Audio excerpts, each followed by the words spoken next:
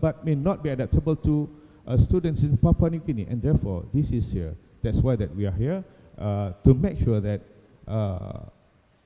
our people, our learners, our students are protected from these so-called corporate technologies that push through the technologies through without having people like us to share.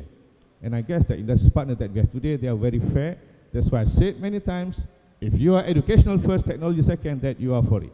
And we befriend you. But if you are technology first, learning second, I'm sorry, I'm not for it. And we are not for it.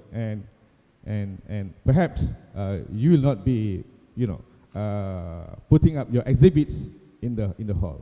That's why people that around us is people who are interested in learning first, not technology first. So I've got to make that very clear. And I hope that it is the right decisions. Because we have got a lot of white elephants in the university. We've got a lot of more things like that because of the principles that selling things, but not selling education, selling thinking, and selling learnings. And coming back to the next question of, so these are among the top learning apps. Amazon Kindle, Duolingo, and even mathematics. So these are changing. These are popularity. And I don't say that the best for, they are good for a particular reasons, not for everything. So education learning is so big, so wide, that nobody can say that, well, I'm the champion in this. No, I don't think so. We have got a Google Classrooms, almost free. And also we have got this, Microsoft 365. So everything is in there. Google Classroom, almost everything is in there. And we have all sort of what we call, if you see here, that the top 10 of social networking apps or softwares, so will everything, and it's changing, it's evolving. But the purpose is, what is it for? I think this should be, and we should have clarified this, that is for the purpose of learning, and we should relate that with the first thing that I've stated before of the intelligence. And therefore, the first thing that I would like to share with you is, what is learning? Is it a parrot? No. I think learning is a process. It's a process. And in knowledge, belief, and behavior, and that is happening and experienced by the learner. So I believe that is my understanding of what learning is. So that what develop intelligence into play. And you see that participatory teaching methods, even though that it has no some research evidence, but we believe by empirical studies that this is true, that when you teach others, that you learn more and you understand more and you become more intelligent in a way. And how do we learn effectively? Meaning that if we say that initially that intelligence is about learning, so our proposition to the learners is that we should use less effort, less time, less money to produce more learning and wisdom that create values with respect to Industry 4.0 and be more competitive. So this is learning that I understand, learning for the purpose of intelligence, learning for the purpose of our country. So, and what is learning and why learning is so important?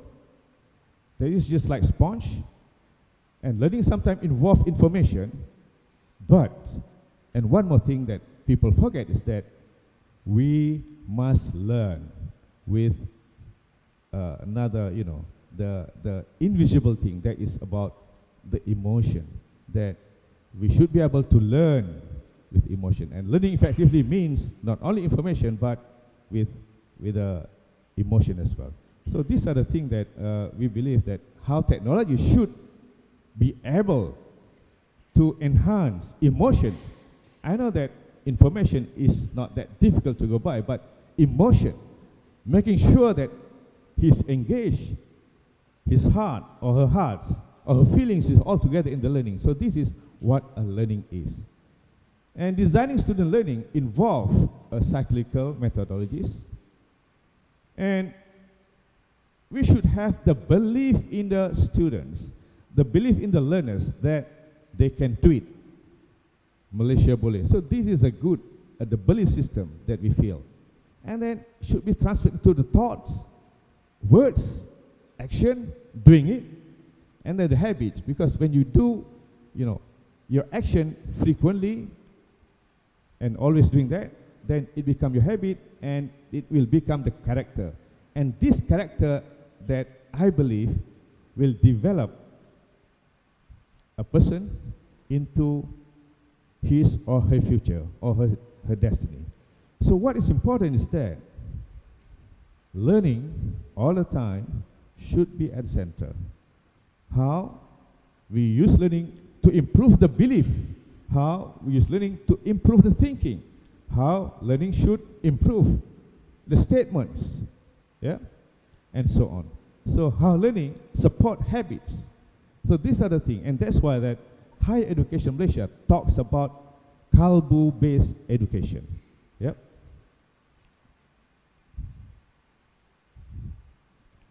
Do technologies enhance learning? So I don't have to explain this because everybody understood that. But one thing for Stern is that there are three schools of thoughts. Number one is that really education or technologies improve learning. Second one, it doesn't do anything at all. And the third one, what well, technologies in fact is not improving, but in fact is disrupting learning. In fact, pulling back the learnings, the originality of learnings, the originality of intelligence. So these are the things. I don't know which category of people or understanding that you have, but I believe that technology enhances or supports learning in many ways. But number one, students or learners should be at the center, and secondly, only we feel that technology should come second. So this is a very important principle that we do. Now, integrating learning into active learning. So this is important. This is what I mean. That intellectuality, that brains, that what we call intelligence is the prime thing that we are targeting at. And of course, we have got to provoke, got to ask questions, provoking, igniting, and stimulating. And secondly, problem solving, and of course, sharing, presenting, commenting, and synthesizing, and assessing next, and doing, and evaluating, and improving. So what next? So these are, in my understanding of about 30 years of teaching and learning, we believe that if you've got 10 minutes of learning period, so we should include all this. If you've got 1 hour, then we should include all these processes together, that everybody will start to question, what is it, what is it, what's the answer, and how do we assess that? Have we learned anything at all? So these are the most important thing. And of course, everything comes with, the technology. Triggering, we can use all sorts of technologies. And also, for problem solving, we have got, all the technologies here, softwares, or even without softwares to do that. Okay, Kahoot, Padlet, Slido. So these are the technology integration into active learning. Well, this is learning, but there are more than that.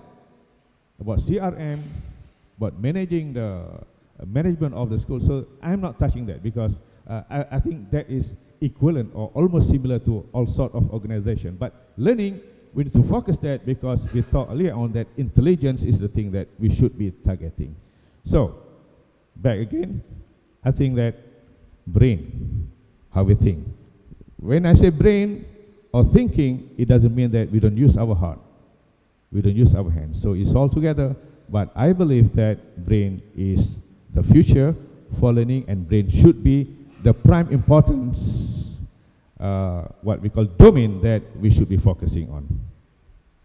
Now, the question that I asked you before, what could be the ecosystem in Malaysia? Of course, we have. Now we have got industry forward and smart nation beyond 2020 or 2025. In terms of technology integration level, I think we are somewhere about substitution or augmentation is about there. And in fact, in the past, when we talk about technology and learning, we have had a series of one-way study net. We have got PPSMI, we have got e-textbook, we have got EduWeb, and a few more initiatives. This is just my understanding at putting things in here. I'm sorry if you are the consultants or the contractors or whatever in this, but I believe that it is not touching the level of expectation that I think that they should be doing.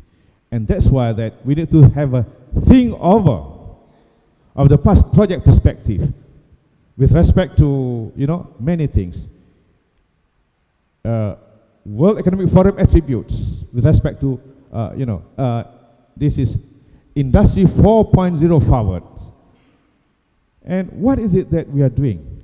So, what we are talking now is whether we could together, as academician, technologists, and also practitioner, be able to come up with something, a design, or protocols that would be able to move the learning, the schools, colleges, polytechnics, community colleges, and also universities, so that we'll be able to,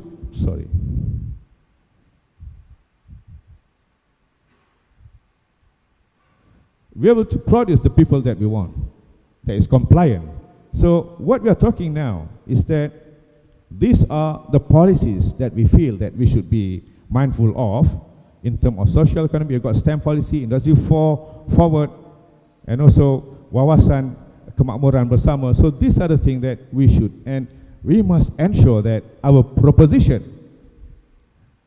for the academic and also for the industries is aware of that our common target is to make sure that we are compliant with the SDG or Sustainable Development Goal, and we are ready to be the global, what we call citizen. And this is, in fact, what I would term it as flexible thinking driven learning. So what is our role now as industries? So there you are, we are somewhere here. Let's push up. What is it? Not to push up your own technology per se. Okay, look, I've got here about 9 or 10s. I will, but let us join hands. That's why that you come here and then to present your technologies. But you must have in mind one common identity, that is how to solve the problems, to make sure that the level of technology integration is at least at redefinition. Redefinition, meaning that we are able to produce better products, better services for the country. So I hope that's very clear, and that should be the standpoint that UTHM is having, and I hope that my fellow industries, partners, and also polytechnics, universities, representative here, because this time around that we are talking about bringing in experts from polytechnics, from universities, taking charge of their learning together with the industries so that we can talk together. And let's have a bit of, what are we targeting at? So, everything is not a perfect skill or it's not a perfect shape. Yeah. Some technology has high technology, low technology. Some learners are motivated, some learners are poorly motivated, some learners are poor, some learners are very rich. And we have got differences. Infrastructure. I just came back from Myanmar yesterday, and I found that the speed of the internet is so great. It's so great, much better than us, much better than us. Right? So, and they are moving into the 5G technology. So I'm surprised that we are still lagging behind in that matter. So I hope that we need to work out something, we need to think, and we need to address this issue well. The funding, it could be high. So why are we here today? It's just to make sure that we understand that your technology must be able to adapt into differences in the learners, differences in the costing, funding, differences in the infrastructure capability, and also differences in the learning context. So I'm just putting up my proposition that not to stick on with your understanding I've got the best technologies. This is the savior for the century. I think if you got that sort of mind frame, then I don't think that we are not putting things into context. You are a lone fighter, which I think you won't be successful in that matter, unless that perhaps you are Mr. Google, or you are Mr. Microsoft possibly, or Mr. Facebook, then perhaps you are right. Okay, right. So that's basically, and later it will be followed through by a friend of mine, our CTO. Later on, I think the next day is about how we move on in terms of technology, perspective of the practitioner. So, I guess I would like to say before I end, I've got to say thank you to projector doctor that's been coming all the way. So projector doctor has series of low end to the high end. So this is donated by projector doctor. Yeah.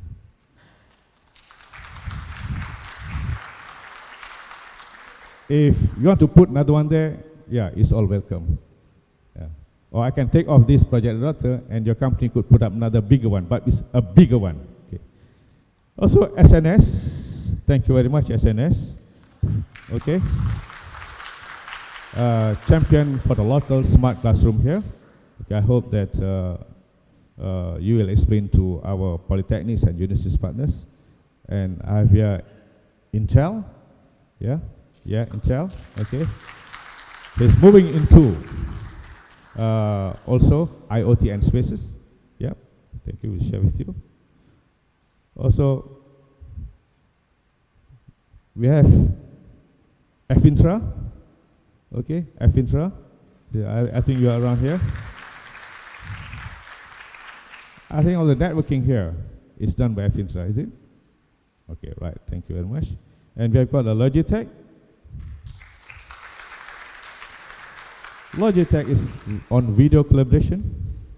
Okay, you can see the best, but the best not necessarily, useful to our rural schools, yeah, in Kampung. So be careful of that. We have Extron, Broadcasting Technology and Collaborators. Thank you very much.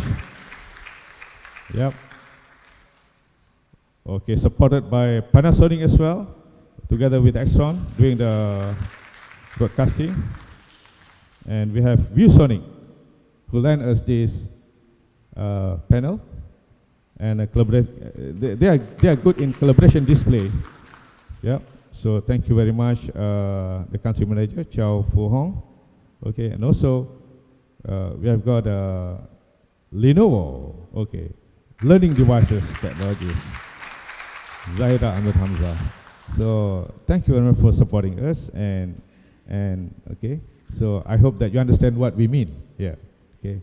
Lenovo, perhaps you are here, but sometimes you don't need this high technology. Sometimes you need even below here.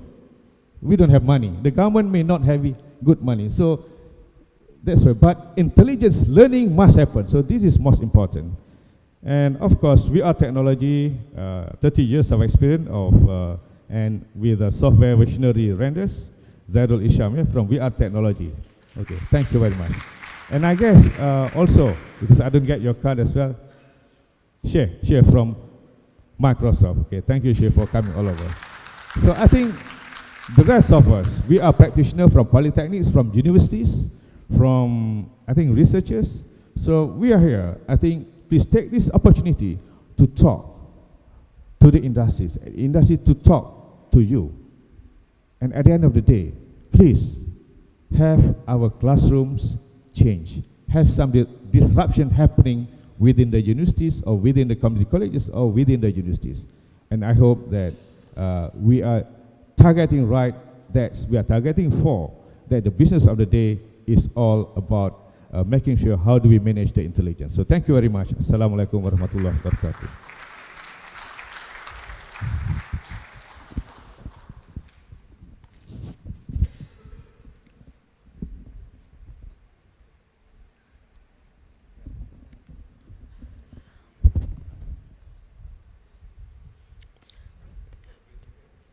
Thank you, Prof. Dato' T.S. Dr. Wahid Razali, for his interesting keynote speech. So, before we proceed, we would like to invite Deputy Vice Chancellor, Prof. T.S. Dr. Ismail Abdul Rahman, to give a token of appreciation to our keynote speaker. Please welcome.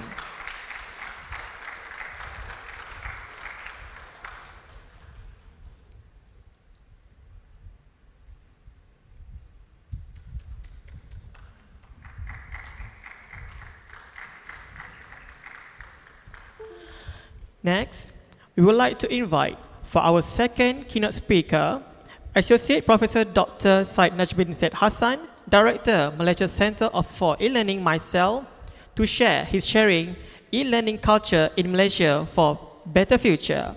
Please welcome.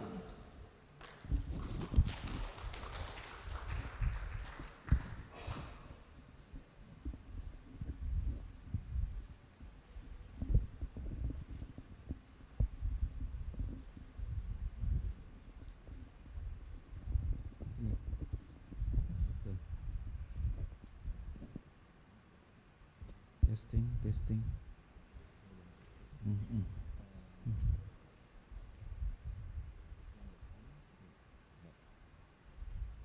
Okay.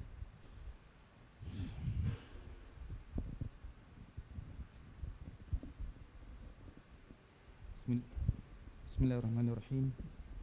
Assalamualaikum.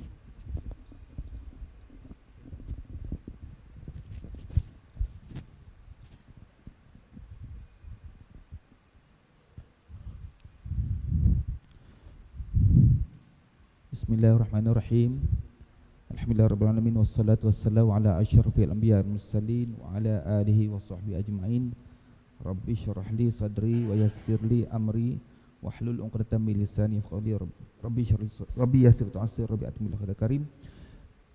Assalamualaikum warahmatullahi wabarakatuh dan selamat pagi. Yang bahagia Prof VC, Prof Dato' T.S. Wahid Razali, Prof Ismail dan juga hadirin-hadirat sekalian. Okey, jadi saya telah diminta oleh UTHM melalui Dr. Doria untuk berkongsi tentang myself, tentang culture of e-learning di Malaysia. Jadi apa yang saya cuba kongsikan pada hari ini ialah tentang apakah peranan myself dalam melihat kembali sejauh mana kita kata kesediaan e-pembelajaran di Malaysia, di IPT dan juga di sekolah. So yang ini saya hanya bawa kepada universiti dahulu, dan kalau ada masa saya akan cuba masukkan sedikit sebanyak tentang yang kaitan yang kami buat, kajian yang dibuat kepada sekolah-sekolah di Malaysia. Lebih kurang 500 buah sekolah berkaitan dengan Bestarinet, insyaAllah. Okay. Jadi izinkan saya perkenalkan myself. Myself ialah satu center baharu yang ditubuhkan bermula 2017 atas inisiatif IPTA, Universiti Awam dan juga kementerian, yang mana pada 27 bulan Julai 2017 perasmian myself telah dibuat oleh Yang Berhormat Menteri Pendidikan pada masa itu, Menteri KPT, dan bermula daripada tarikh tersebut kami telah mula menggerakkan agenda e-learning terutamanya untuk IPT. Walau bagaimanapun, apabila selepas PRU tempoh hari berlaku penggabungan antara ministeri, menyebabkan kita kata hala tuju atau fokus myself juga sikit sebanyak berubah, yang mana myself perlu juga melihat sejauh mana kita kata kesediaan e-learning di sekolah-sekolah. Bagaimanapun, yang hari ini saya akan cuba bawakan lebih kepada apa yang berlaku di IPT, IPTA dan juga IPTS, Dan sebelum itu saya tunjukkan juga inilah portfolio yang ada dalam MyCell. Actually MyCell hanya terdapat 4 orang sahaja. Dr. Guan bahagian dasar memang sedia arif. Cabaran yang dihadapi oleh MyCell ditubuhkan dan diletakkan di UTM dengan bajet yang terhad, agak terhad, dan diberi tempoh selama 3 tahun untuk beroperasi. Dan kami cubalah untuk menggerakkan banyak aktiviti-aktiviti yang berkaitan dengan e-learning, terutama dengan majlis e-learning IPTA. Jadi kalau kita lihat sini ada beberapa portfolio yang mana berkaitan dengan MyCell. Jadi yang ini ialah tentang hub data. Kami cuba untuk membangunkan data analytics. Yang ini telah cuba dibangunkan di UTM sendiri untuk kegunaan MyCell untuk kementerian. Dan setakat ini kami hanya dapat buat sikit lah. Kami tak dapat menggerakkan ke peringkat yang mana kita dapat kita kata data-data yang terkini, apa kita kata real time, sebab berkaitan dengan staffnya dan berkaitan dengan kita kata apa ni device yang kita ada di peringkat UTM sendiri. Bagaimanapun tentang e-content, pembelajaran yang dibuat, e-kandungan yang dibangunkan oleh banyak universiti, IPTA terutamanya, dipantau oleh MyCell dan dilaporkan kepada kementerian. Stages by stages apa yang berlaku, sejauh mana kemajuan dibuat oleh setiap universiti awam. Universiti swasta kami tak lagi menjalankan pemantauan berkaitan dengan e-learning, e-content. Kemudian bahagian-bahagian yang lain, quality management, research, publication, yang ini belum berjalan dengan baik lagi. Harapan kami ialah pada satu peringkat ianya akan menjadi satu standard. Contohnya kalau kita lihat makanan, kita tak ada halal jakim. Maknanya kalau untuk e-content akan ada satu branding yang mana MyCell certified. Maknanya apa sahaja e-kandungan yang kita bangunkan, sama ada oleh IPTA atau IPTS, ia je mestilah mencapai satu standard yang diakui dan boleh kita banggakan. Okay, untuk research dan publication ini banyak. Ini yang kami buat dan juga kita juga menganjurkan beberapa carnival saban tahun bermula 2017 lagi, iaitu IUCL contohnya, iaitu International University Carnival on E-Learning di UAE, di USIM, baru-baru ni di Unimas. Dan juga kami juga terlibat juga dengan penganjuran seminar yang berkaitan dengan e-learning juga, contohnya seperti di tempoh hari dalam tahun ini juga iCell dan Stella di UiTM di Sabah. Okay, dan basically apa yang cuba kami buat ini banyak dibantu oleh ahli-ahli MEPTA sendiri. Okay, ini tak apa saya. Okay, jadi ini ialah perjalanan e-learning. Bermula 1998 kita telah ada Smart School, Blueprint Smart School, yang mana pada tahun 99 terdapat 88 buah sekolah yang telah dibangunkan sebagai sekolah bestari. Okay. Dan kemudian apabila tahun itu nampaknya berjaya, telah ditambah kepada sekolah-sekolah yang makin banyak, dan akhirnya yang kita tahu sekarang semua sekolah, lebih kurang 10,800 sekolah terlibat dalam kita kata apa, Bestari Net, yang mana kementerian mengeluarkan berbilion-bilion ringgit untuk apa ni, memajukan sistem pelajaran di sekolah. Tapi ada cerita sebaliknya yang insya-Allah saya kongsi kalau ada masa. Okey, jadi yang ini kalau kita lihat bermula 2007, ini bermulanya Universiti Awam bergerak dengan penubuhan e-learning council, the first meeting. Then afterward 2009 kita telah mula adakan dengan apa ni, research paper sebagainya, dan kemudian pada 2013 MOOC menjadi agenda negara, yang mana dengan adanya 4 subjek yang ditawarkan kepada semua universiti, iaitu Tamadun Islam, Tamadun Asia, Hubungan Etnik, keusahawanan, dan satu lagi adalah ICT literacy. Ada 4 yang mana dibangunkan oleh UKM, UPM, UITM dan Unimas. Okey. Dan benda ini selepas itu bermulalah e-content yang lain ditambah oleh universiti masing-masing berdasarkan niche area masing-masing. Okey. Jadi kita lihat sini pun dah pada tahun 2015 dah ada credit transfer MOOC yang mana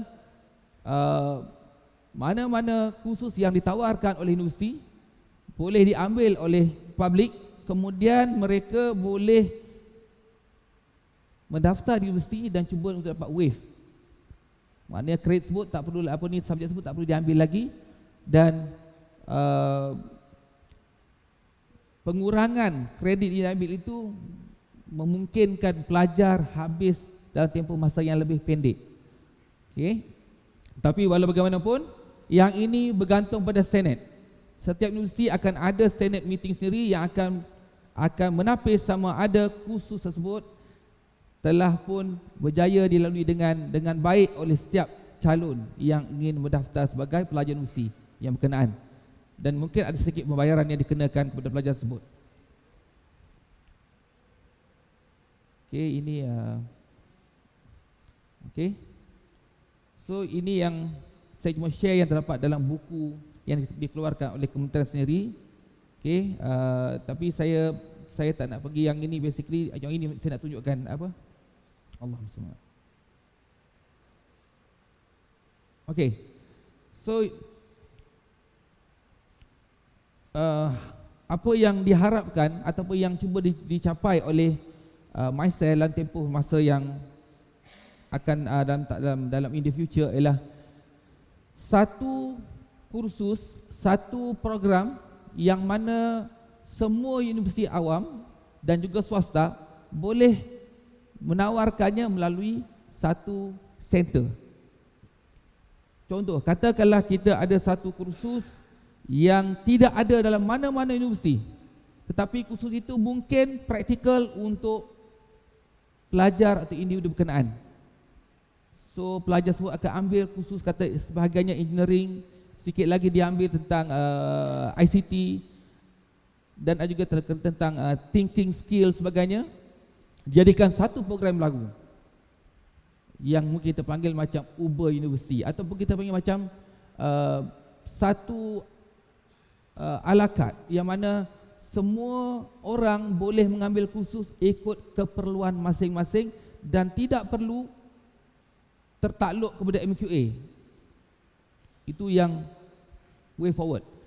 Dan kalau kita lihat sekarang pun contoh macam USM, UITM mungkin, UM dan sebagainya telah mula menawarkan micro credential yang mana sesiapa saja boleh ambil kursus short courses, 2 hour or 4 hour courses, dan kemudian dapat badges. Badges akan digabungkan akhirnya jadi satu sijil. Dan jika ada banyak-banyak sijil akan jadi satu diploma ataupun lower diploma ataupun higher diploma. So proses itu akan berlaku sedikit demi sedikit. Tetapi cabaran yang kita ada di Malaysia ialah cabaran bagaimana kita ingin membolehkan semua orang di kampung sekalipun boleh mendapatkan, kita kata, kemudahan internet. Yang itu yang capaiannya agak lemah. Dalam kajian yang kami buat, yang saya boleh kongsi sini ialah tentang apabila kami buat kajian pendidikan digital negara yang di sekolah, ada tim kami seramai 75 orang. Ada tim yang keluar dari Sabah ke Sarawak, ke pedalaman sebagainya. Masalah yang dihadapi ialah bukan masalah keinginan untuk belajar, keinginan dapatkan ilmu, tetapi dari segi kemudahan capaian internet terutamanya yang agak sukar. Ataupun kalau kita pergi di contoh satu tempat yang diceritakan ialah BSTP atau bahagian sumber teknologi pengajaran pendidikan menghantar satu kontena laptop dan PC ke sebuah sekolah ni lah, hantar sebuah sekolah. Apa yang berlaku ialah hantar hari ini, besok hilang. It happened because there's no place to put atau to store the laptops. Tak ada tempat. Tapi arahan yang oleh kementerian adalah setiap sekolah akan diberikan kemudahan yang sama.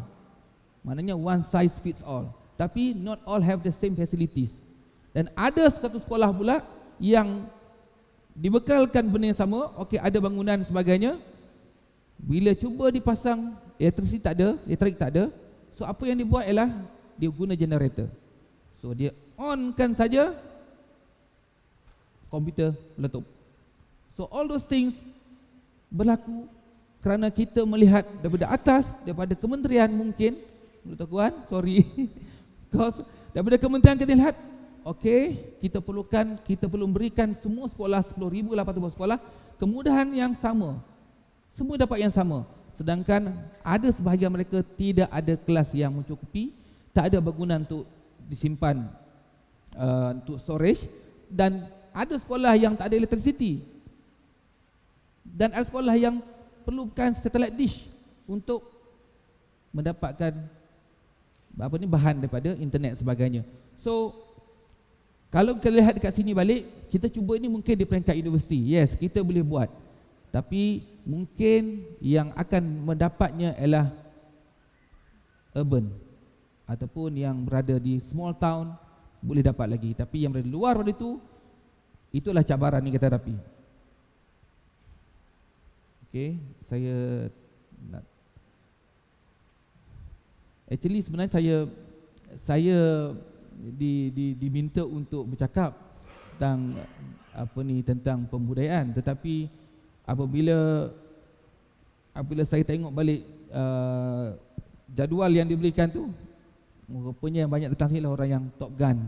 So saya ingat tadi mungkin satu grup yang kecil saja, tapi tak, insya-Allah kita kongsi juga apa yang saya rasa antara yang boleh saya share lah apa yang dapatan berdamai saya sendirilah sekejap lagi insya-Allah. So I see. Okay. So 3 minit. Saya baru nak pergi, baru mukadimah. Okey, tak apa. Saya ingatkan saya dapat privilege macam BC juga, bercakap lama. Okey, okay, saya pendekkan 2 audit yang kami buat. Okey, myself diarahkan oleh Datuk TKSU untuk menjalankan kajian tentang kebersediaan e-learning IPT, politeknik, college community dan juga sekolah.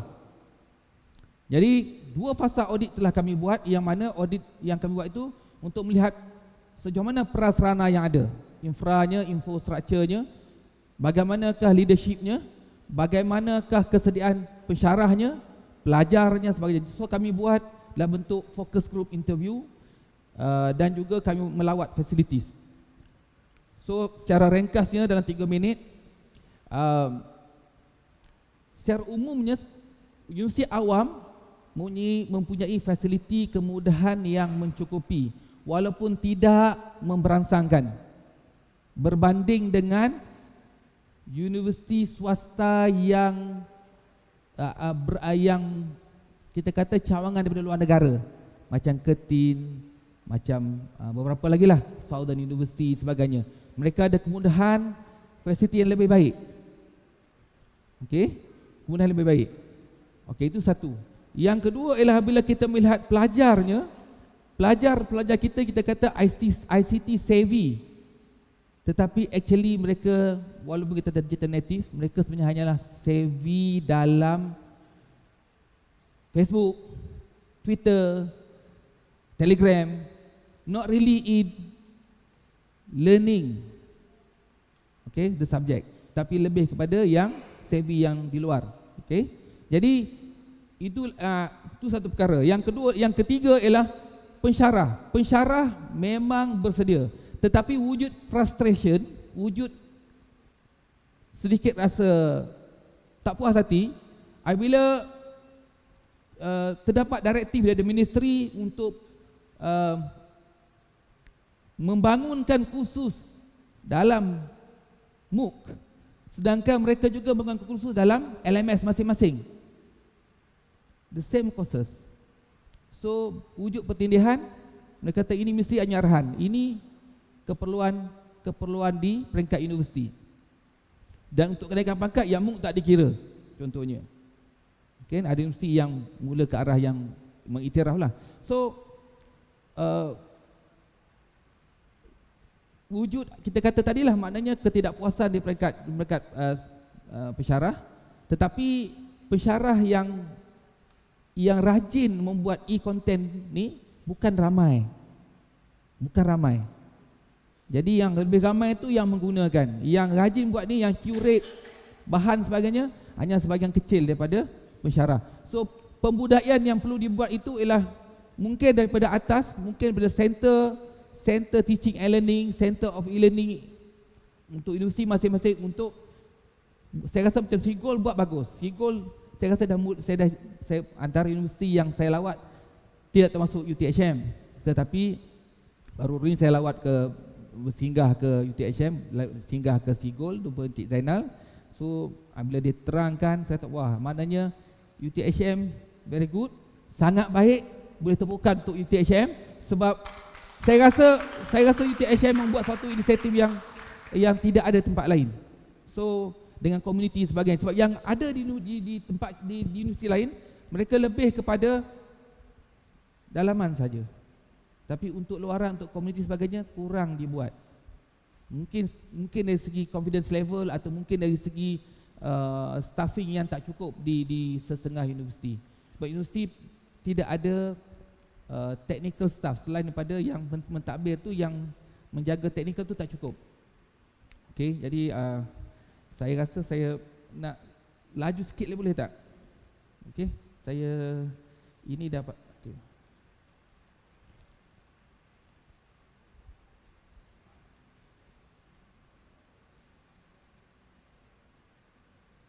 Okay, majoriti staff dan pelajar sikap positif terhadap ICT. Namun sejauh mana sikap itu dapat kita sustain untuk dalam teaching and learning, itu yang questionnya. Tapi kalau ICT secara umum, yes. Tapi untuk sustain kepada teaching and learning, itu yang kita perlu tengok kembali lah. Okay, ni sebut tadi IT savvy, tapi cenderung kepada Instagram. Tadi hilang dah.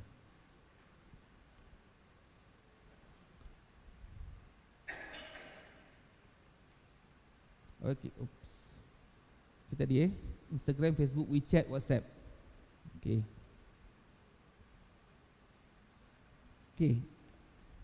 Akan saya kongsi sikit lagi berkongsi, inilah tentang kajian pendidikan digital negara. Kenapa buat kajian ini? Ni lebih 5 minit kot. Sikit lagi. Okey. Ni saya sebut tadi tentang kita telah ada blueprint tentang smart school since 1988. Tapi you are going nowhere. Kita start balik wave one balik. Kenapa berlaku begini? Sedangkan blueprint yang kita ada diambil wholly oleh Korea and they implemented it and successful. Tapi kita, sadly to say, we failed. Okay, kita gagal dan kita start balik with Bestarinet. Gagal lagi. Tuan-tuan, kita gagal lagi. So saya tak tahu apa nak buat lagi. That's why kami sedang merangka dasar pembelajaran negara yang bukan buah IPTA tapi yang holistik bersama BSTP, Bahagian Semua Teknik Penyiaran, untuk dibentangkan kepada Datuk KSU sendiri dalam proses, insya-Allah. So inilah dia cerita Malaysia. Kita ada pemikir yang bagus, pelaksana yang no comment. Okey. Ini cadangan kami kepada kementerian dah dibentang ke depan kepada Datuk KSU. Laporan juga telah dibentang pada Menteri, YB Menteri, cadangan-cadangan. Ini ialah apakah luahan perasaan pelajar yang kami lukis balik. Pelajar punya luahan, inilah dia. Pelajar sekolah rendah sebenarnya inilah dia. Apa yang mereka inginkan, apa yang mereka rasa, apakah aspirasi yang mereka ada tentang education in the future. Okay, ada beg besar lagi, mungkin ni laptop dah. Okay, pakai ni online, aircon. Okay, tak ada lagi bilik pakai beg besar-besar berat. Cerita beg berat ni berzaman dah. Daripada dulu sampai sekarang masih sama. Dan kalau dibuat kajian tempoh hari, apa yang ada sekolah 30 tahun lepas sekarang masih sama.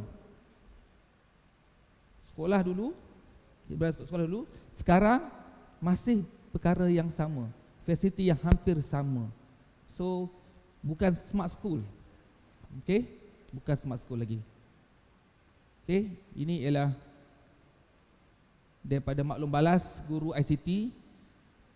Semakin besar perkataannya,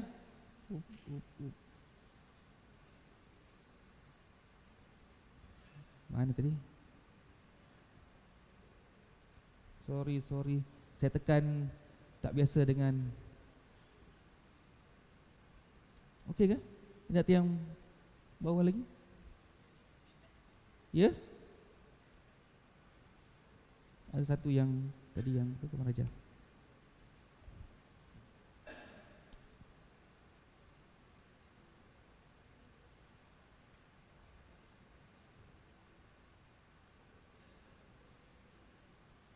Ya, Dewan.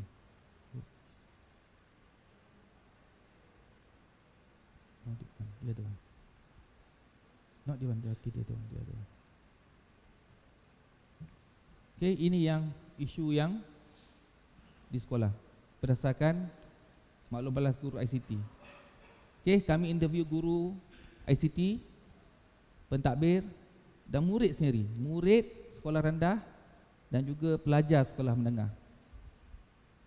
Okey, boleh ambil kongsi, walaupun tempoh hari Dr. Guan minta untuk yang apa, untuk satu tu untuk laporan saya tak bagi, tapi ini lain sikit lah. Okay, thank you.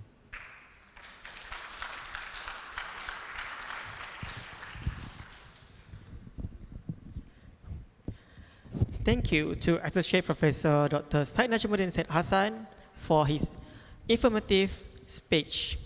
Now we would like to invite Vice Chancellor Professor T.S. Dr. Wahid Razali to give a token of appreciation to our second keynote speaker. Please welcome.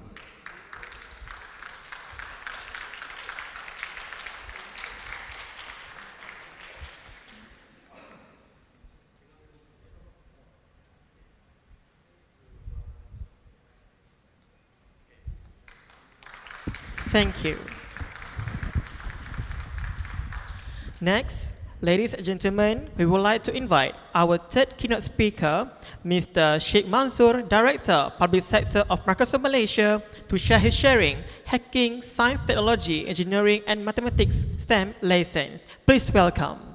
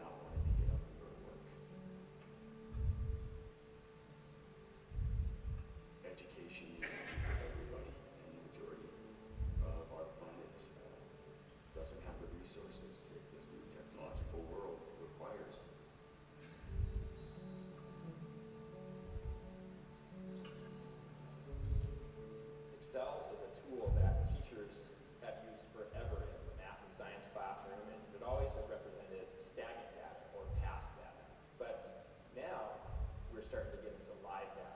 And live data is where it's at for middle school kids because it's that instantaneous, ooh, you know, you pump on that salad spoon, wow, that's what it's doing right now.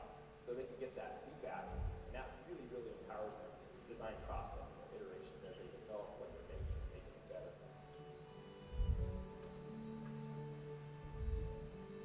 Take your little seismograph and shake it, and you see the actual seismogram being generated on the screen. And it's just that sweet spot right now. It's just where they learn, and it's exciting. Everything that was created was made from paper plates and plastic cups and a few little wires and some magnets. I'm starting to get into this mindset where I can take these lower cost materials and have projects that are every bit as impactful, but it's a fraction of the cost. I wanted the students to understand technology to the point where they would have some voice in how it moves forward, that it's not pushing them around, that they can do something with it and make something of it, and not just be subject to it.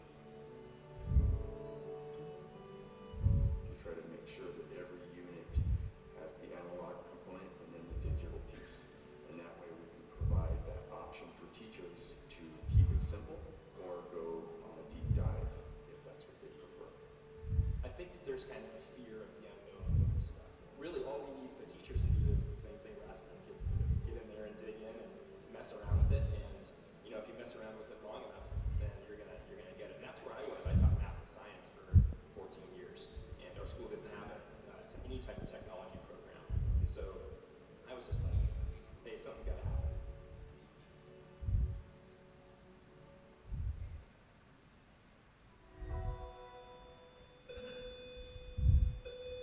First period is now started.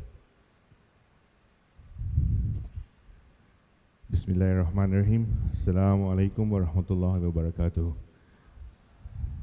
Very good morning to everybody. Sorry, I got these wires dangling all over the place. Before I begin, just if possible, do allow me to speak in English. I may not look Malaysian, I may not sound Malaysian, but I am Malaysian. So just to get that out of the way. People always confuse me with my beard and my height and my physique. They always ask me, are you from some other part of the world which I shall not name, so they're just, but I'm Malaysian. Very interesting topic. I think we had an inflection point in our society in all facets of our life, right? I think as a country, we are where we are. I think as an education aspect of it, we are where we are. I think there's a realization for everyone in our society to understand we know where we are, where we stand, and we've seen other nations who even 5 or 6 years ago were so far behind have actually not just only caught up with us, but also gone ahead of us. Okay, one thing about this is there's one realization. There's also what do we do about it? What can we do about it? So then what I'm going to share with you today is all those areas of possibilities from a corporation point of view at Microsoft, what we can do. So the examples I'm going to share with you, because I've been made to understand today, is about primary education, primary and secondary, so it's the K-12 segment. So my examples are all mostly about K-12 segments here today. I've been with Microsoft just over 5 months. I've been in this industry for a very long time. Hence you can see all my gray hair and my gray beard. The topic of STEM is very, very interesting. To the point, Mr. VC, your keynote address was very interesting about Busan's stages, and when he came to a point where he said intelligence, if you allow me, I would like to kind of expand on it a little bit before I get into this conversation. I think as human beings, we have, and again I'm going to use a local word from an Islamic point of view and also from a Malay local point of view, we have what we call akal. Akal. And it's interesting, I was just sitting there and I was flipping this through. When I did a search over the internet, and akal is Arabic Malay word, And the translation that came out, first translation that came out was in Indonesian. Anybody want to guess what was the English translation of akal? Reason. The translation came out reason. And then I changed it to Malay. I said, what exactly in Malay? It came out intellect. So it's a bit interesting, just an observation. My take on this is, if I want to expand the area of intelligence, personally I would like to expand that to the word cognitive. Because I think as human beings, we've lost that ability of our akal to be able to differentiate between what is right, what is wrong. That area of what we call problem solving, that has been missing in not just only in Malaysian fabric of society, but as humans as a whole. Thanks to Industrial Revolution, thanks to industrialization, where we sit in classrooms, manufacturing floor, one line pass through, we sit in classrooms are all sitting in tables and chairs, face the tables, we inject, we ingest, we just do what we do. We've lost that ability to actually use our cognitive ability to be able to differentiate and to be able to do problem solving. And hence that is why this resurrection of STEM, and everybody knows what about STEM, right? So I'm not going to spend so much time spending on this because I think by now everybody knows what STEM is all about. But really from a Microsoft point of view, we really want to make future ready, not only talking but from a theoretical point of view, but also life ready. We talk about interdisciplinary learning, and it's all, to your point, we see it's student-centered approaches. It's about the aspect of learning itself, right? It's not about just the technology. So it's igniting interest at STEM level, at every aspect of the level. Organizations are beginning to see that this the so-called problem-solving areas missing in not just in today's workforce. Some research somewhere indicated that in years to come, we will not have enough engineers, we will have not enough people who do the problem solving in this country. We'll have to import some of the skills from elsewhere. So we're not going to be just only importing the labor level people, we're also going to be importing engineers to come and work in Malaysia, because we do not have engineers, we do not have people who can solve problems, problem solving skills within this country. So I think that's probably one of the reasons why there is a huge shift in this. So what does the future look like? I think the key thing here today is, from a statistics point of view, today more than 50% of the jobs require technology skill. I think this is a given, everybody knows that. But more importantly, in less than 10 years, 77% of the jobs will require technology skills. Now the key thing, to your point, we see, is not about the technology, it's about the learnings that you can use to adapt to that technology, which is very, very important, right? So the STEM jobs are increasing, the need for those, the understanding of it is ever increasing with that perspective. So through Microsoft Education, we're creating this lifelong interest for STEM, and especially at the K-12 level. This is a subject of primary interest to everyone in Microsoft, to enable that at the lowest level. So even at the ministry level, we already started this, ministry has already started to use the Microsoft licenses for education. You'll see a series of announcements coming up in terms of the rollout at not only just K-12 level. I know this is the topic that was my previous presenter talked about: infrastructure, lack of this, lack of that. I'm sure in due time we'll resolve all of that. But the thing is, the need and the heart is there. And some of the examples I'm going to show you, there are people in those rural areas, because the heart is there, they've overcome these issues to be able to make sure the technology is able to help them with that. I was just having a chat with a gentleman over there at the back. He said they don't have the infrastructure, they don't have Unify, they don't have to do this. But yet, there's 3G, 4G networks available. They just find a way to make it happen. And they do. It's just a lifelong learning. And for us, the program starts at a very, very young age. We've already started not only at K-12 level, but even at the K-5 level as well. Right? So all that is something that we begin to do. Tools are tailored for education. Everything is built around learning experience. And it's powered through partnership. Again, Microsoft not only works with just Microsoft, Microsoft works with all other entities. I'll share with you later. We work with Lego, we work with BBC Learning, we work with all kinds of entities to bring this experience to fore. Okay? So the STEM learning journey is quite interesting, right? Because at every level, you've got the K5, beginning that the basic programs are there, and at what the US call it middle school is what for us is K-12, then you go to the secondary education, and then all the way up to the higher education level. So what's interesting here is we always focus on the students, but we don't enable the enablers. So here's an interesting video of what we did to enable that process.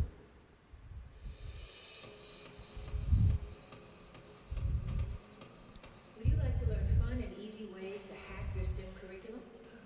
The Microsoft Education Workshop has created affordable lesson plans that use real-world scenarios to develop design, engineering, and computational thinking for students. In November of 2017, Mexico's Ministry of Education invited the Microsoft Education team to Mexico City for us to facilitate our STEM workshops for teachers like you who want to learn more innovative and effective tools for the classroom. We were excited to welcome over 100 teachers from all over Mexico to the Microsoft offices in Mexico City. Educators spent the day connecting with each other around new ways to approach how to make science, technology, engineering, and math more affordable and accessible for their students.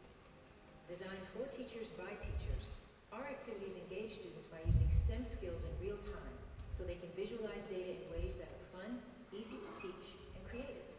So what made this event so valuable? What did teachers get to leave with that they could take back with them to their schools? Well, we gave them access to interdisciplinary lesson plans that are free and use affordable materials. And the educators built a professional learning community that they can collaborate with and contribute to going forward. Our mission was to show educators that teaching STEM can be modernized in a way that they can easily bring into their classroom. And I think we did that. So now it's your turn. So one of the things we're working on today right now is with Yayasan and Petronas, and we hope to bring these programs here to Malaysia. And one of those events is obviously at upcoming BAT Asia in March 2020. We're hoping we want to be able to bring those programs and then start with the teachers to teach them about hacking with STEM so they can enable the young students of ours to do that. So again, at K5 level, you do all that. We've got all kinds of capabilities, and one of the most popular activity that everybody starts talking about is the Minecraft. At almost every level of society today is the kids always talk about Minecraft. It's just, a lot of people tend to think Minecraft is just a gaming convention. There's a lot more to it. There's a whole bunch of skills and learning experience that the student today it's quite immersive. I'm going to share with you some videos that will give you an understanding of it. And at middle school as well, there's all this hacking experience, even coding products are being taught to the students to be able to understand how some of this coding can help them in terms of industrial technology and set them up for industrial 4.0 challenges as well. So here's another, I'm going to skip this because I think in the interest of time, but I think most of us who are familiar with Excel tend to just look at Excel as just a bunch of spreadsheets and stuff like that. Today the use of Excel is a lot more. But I'm going to skip that because there's interest of time. And then even at high school level, there's different levels of interactions being used. So I think what I want to be able to share here with you is a video, which is quite interesting. A lot of us tend to use overseas examples. We tend to look at different parts of the world. But here, in Malaysia itself, we have our own very success stories. Watch.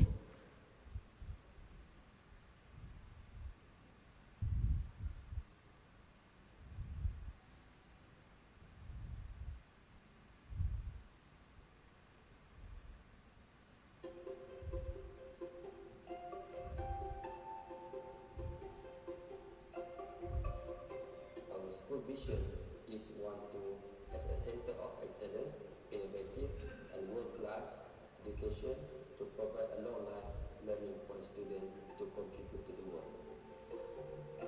I want my students to enhance their learning in creative context, and also I want them to develop their critical thinking. I started using Minecraft in the classrooms after the Microsoft Education Exchange in 2007 in Toronto, Canada, and we start use existing lesson and word in Minecraft Education's edition websites such as the tutorial worlds, renewable lessons, and also the deforestation lessons.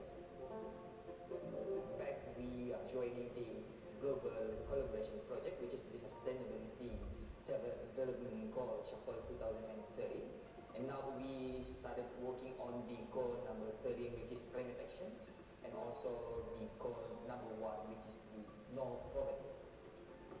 Minecraft is very exciting because we learn and it's fun. We also get to work with each other. 3D exporting is one of the great features in Minecraft, and we can use it with the Windows mixed reality. And I plan in future I want to bring 3D printing in my classroom, as it is perfect tool for my students to get exposed with the challenges of Industry Revolutions 4.0. We already set up the 21st Century Committee. Okay, we plan for the long or short terms how we want to make the Minecraft being implemented in classroom. We allow students to bring their own device to make sure that we really have a very effective tool. We train teachers how they can develop their knowledge and experience so then they can use Minecraft effectively in the classroom.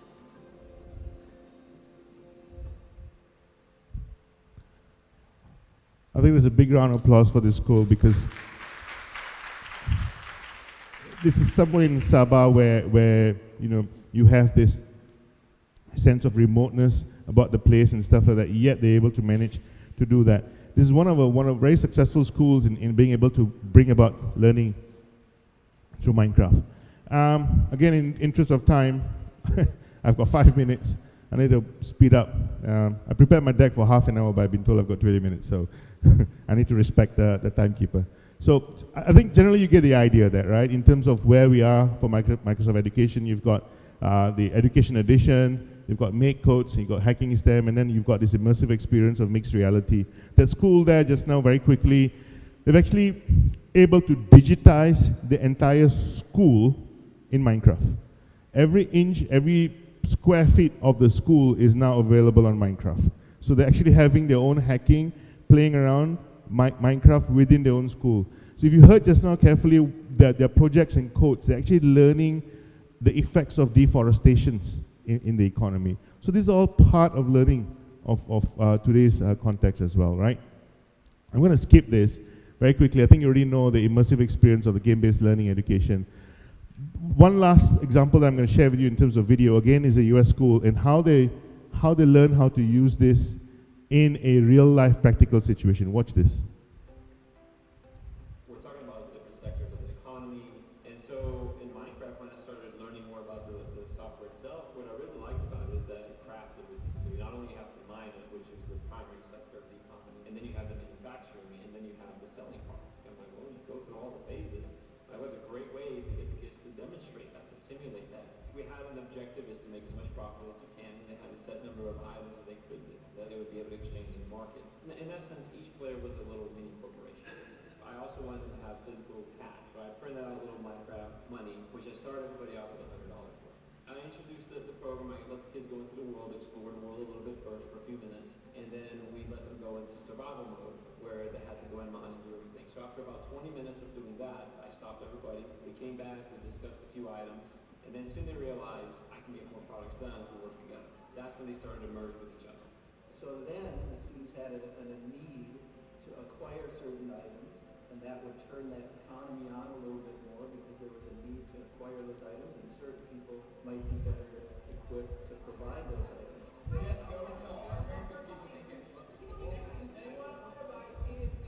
I think it's wonderful that Minecraft education has the worlds that they do and the templates that we can utilize. For me to modify the start of town took me 2-3 minutes. So just to build a couple little things to show this is the area where I'm going to bring it to me. That was fun. What I realized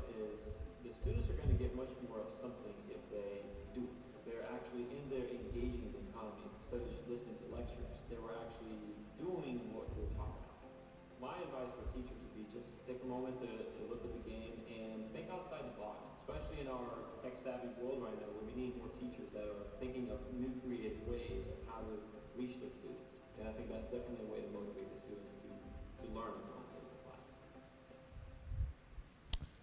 So one of the things that as I myself, when I was watching this, I was looking at the content and stuff like that. Did anyone notice the conditions of the classrooms? They sit at a round table, they're just engaging and having conversations with it, they're brainstorming, again, trying to solve problems. So these are one of the areas that I think we can bring about and make changes in our education system, is enabling that immersive experience for a lot of our folks to be able to think and how to solve those problems, right? But one of the things I want to spend time, and I do apologize if I run over time here, is again, I'm going to skip these areas of it. I think you generally get an idea in terms of the capabilities and stuff like that. I'm going to skip this. But what I want to come to is this.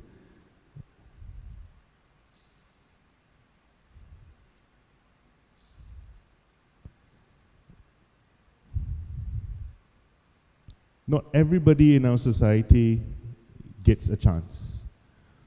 And I'm talking about those who have some disabilities. So one of the things Microsoft, and I believe this is what our YB minister wants to talk about, is inclusivity and education for all, not just only for the able-bodied. At Microsoft, we've made this a very important element of our technologies, which means it's accessible. Education is accessible for everybody, be it the person who is not able to have sight, who's not able to have speaking or ability to listen. We made sure that this is part and parcel of all our learning capabilities.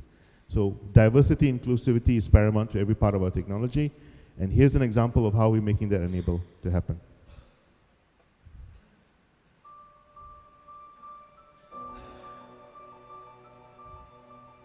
We have so many people who are non-verbal but still have so much to say. I want the exact same information that my hearing friends have. There are barriers to communication everywhere, but I think it's time we look at the barriers as opportunities to reach out to everyone. Soundscape fills in a lot of the mental map as you move. Approach an intersection. You can just put it in your pocket and go. With ALS, you become locked in. But we see technology as a way to give back what ALS has taken away. There's no better feeling than to hear a child say something that they wanted to say and the look on their face after they've been able to say it. When it's reading, I see spaces between the words, and it's easy to focus on. IJ realized that here was something that could change his life.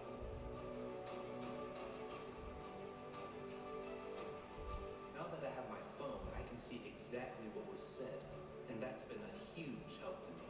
The system is learning as it goes, and the accuracy has improved tremendously. Students can pick any language that they choose to receive the information. It's like we jumped into the future. Because communication is very important for all of us, and we just want to be together and not feel left out. Des personnes avec autisme à communiquer, il y a des images. Je parle, je lui donne une information à lecture et elle est traduite par l'application Picto instantanément en pictogramme et après d'une façon orale. Va t'habiller et te brosser les dents. On va pouvoir remettre en place une communication qui est plus spontanée. Je crois que ça aide à recréer du lien. Both my wife and I are totally blind, and we have a 3-year-old son that's in preschool. He can see, but his parents can't. So to be able to know what's going on at school is everything. The Seeing AI app has the ability to allow me access to the visual world.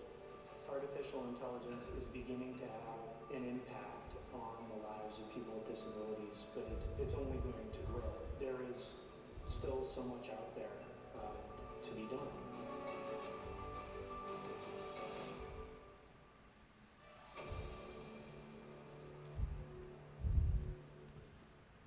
So I think it's very important for us to make sure that that education and technology is enabled for every aspect of our society. So I think in conclusion, I just want to summarize the fact that we're empowering students not only just in Malaysia but across the world. Our vision is to empower every person and today every student to achieve more. We partner with all aspects of education. We want to enable educators. We work with all different aspects of it. We prepare students for the future as well as improving performance. These are all the partners that we have with. As I mentioned to you, we've got Lego Education, Wonder Workshop, all these various, including BBC Learning, and we collaborate with all these various aspects of entity to bring this forward and bring this forth and improve the way our teaching and learning is done. So it's all about preparing for the future. I leave you with a very, very interesting video that we just literally just put it together. It's a very, very important aspect. It's basically guidance right from the top in terms of how we want to drive our country and moving forward. And with that, I thank you very much for your time and I much appreciate it.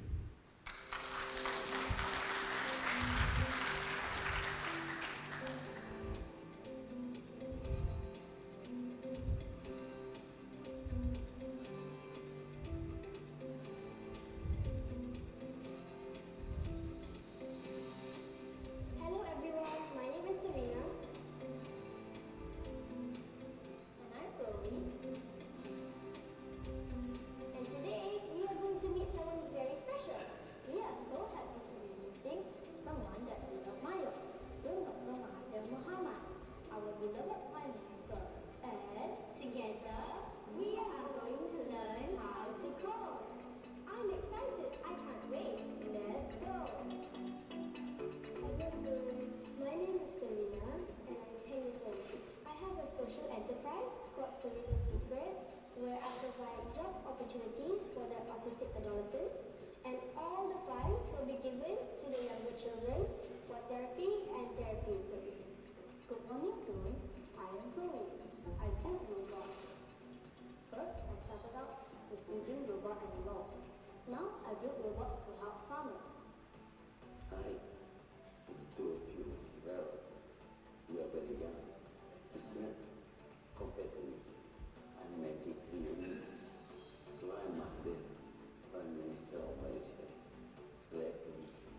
We do what we do because we believe in STEM. STEM stands for science, technology, engineering, and mathematics. And that is what we do to make a difference. Cool. We hope that you have used the HoloLens to view an augmented reality hut. That was really cool. Yeah, I did try to use it. It's fantastic. You can see the inside of the heart, and you can see everything that the heart normally looks like. STEM can be used, and it doesn't matter what age, or what ability, or what background you are. You can use it when you're in school, and you can use it as adults.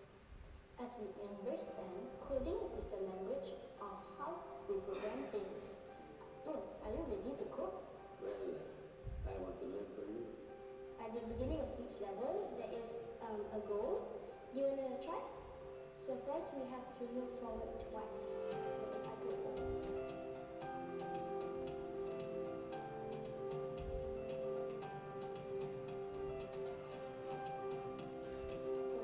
Under the move forward. As you can see, we've already shared one sheet. Just there, and go there, and there. Digital skills and STEM education are not limited to our classrooms. Coding is the language of the future, and lifelong learning is critical in ensuring we remain relevant as transformation occurs across geographies and industries, healthcare, manufacturing, transportation. As part of today's digital world, all of us have the responsibility to learn, unlearn, and relearn as we work to become a digital nation. original and secure by design. As Malaysia continues its digital transformation journey, technology plays an important role. Mobility, cloud computing, the Internet of Things, artificial intelligence or AI, and big data analytics are among the most important drivers of digital transformation. With the STEM, science, technology, engineering, and mathematics needs to be democratized in order to develop future-ready Malaysian talent.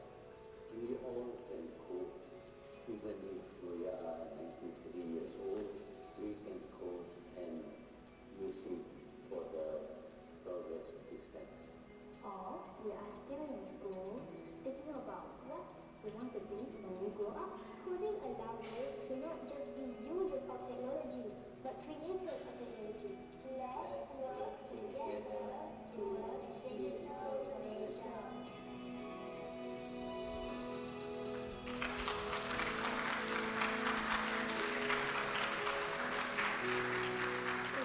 What is your vision for class 2030?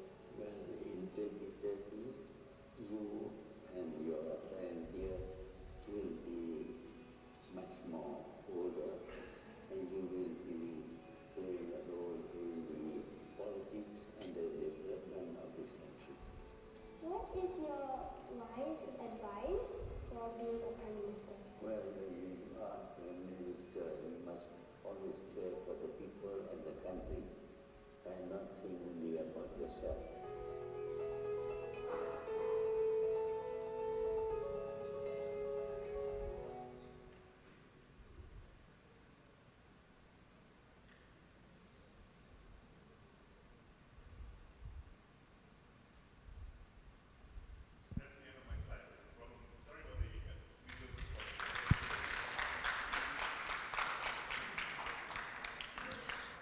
Thank you to Mr. Syed Mansur for his interesting keynote speech.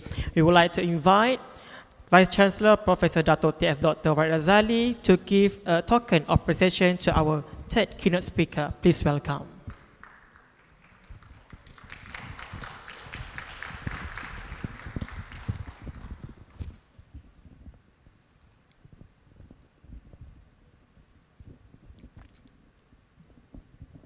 Thank you.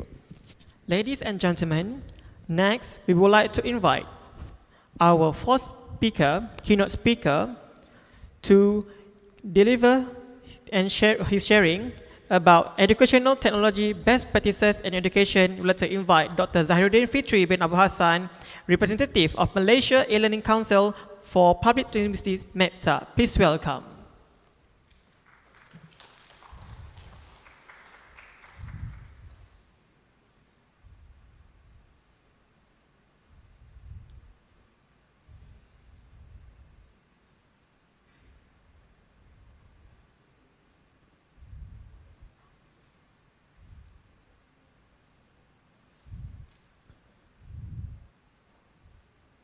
Okay, Assalamualaikum. Good morning. Sorry, let me sort this out first. So the Microsoft people really glad that I'm using Sway now. So what was it that you used just now? PowerPoint.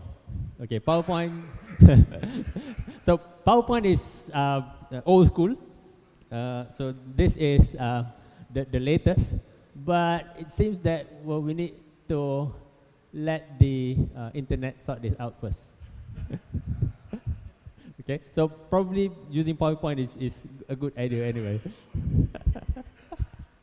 All right, okay, so here we are. So again, thank you very much. Assalamualaikum warahmatullahi wabarakatuh. So my name is Zahiruddin Fitri bin Abu Hassan. I'm actually the head of e-learning for University Malaya. And as part of the presentation, I'm also representing MEPTA, which is the Council of Heads of E-Learning for the Public University. So my talk today is about educational technology, best practices in education. and we are going to try to focus a bit more on K-12, but I would like to bridge the gap between K-12 and also higher education as well. Okay, so of course in any of these talks, especially done by academics, we start with definitions. So technology. So what is technology? So if you look at this picture, would you say this is technology? Yes? What about the next one? It's not working. So that one. So that is technology, isn't it? And so is the one here. It's an older technology. Anybody still remembers this? What is it called? OSP, isn't it? It's still technology. What about that? Is that technology?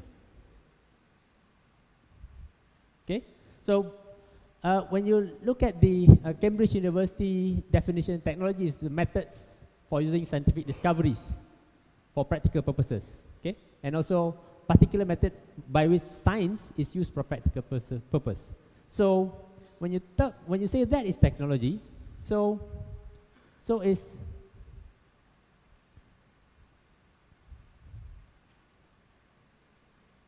okay. So you look, yeah, okay.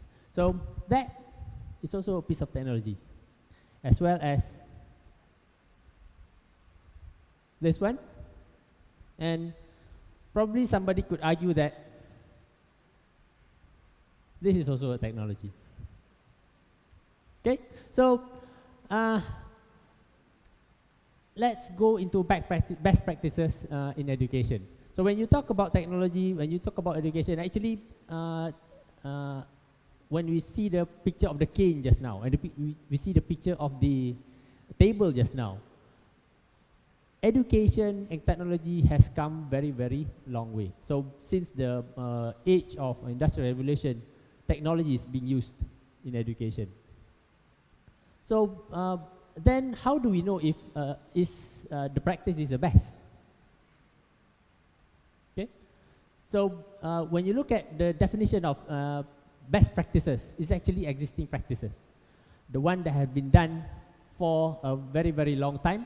But one key thing is it possesses a high level of widely agreed effectiveness, and that comes from an extensive bodies of knowledge gathered from research in education, and it starts very, very long time. So if you are a student of Dewey, if you're a student of Vygotsky, so that is actually this body of knowledge that people use. And one thing about best practices, it's not best practice if it's not being used. So when you look at high performing education system like Singapore, Japan, Korea, Finland, and Estonia, we know that they did something that worked. Okay, although I may want to show you a little bit of this graph. So hopefully that will. How do I work this? Okay, never mind. Okay, so if you look at the first quarter of that graph, which is the one on the right hand side here. So you see that these are where the high performance, above average science performance countries are. And we see that the countries who are at the top, like Korea, which is actually here, and Japan, which is here, their students, although they perform very, very well in science and also maths, we can argue that they have below average life satisfaction, which is something that we need to really think about, because what the country is trying to do now is the values of love, the value of happiness, and that does not bode so well with what we are trying to do. Okay, but then when you look at countries also at the top of the ranking, which is Finland and Estonia, they have both. Okay, so maybe we can learn a little bit more on how they did this, how did they manage to do this.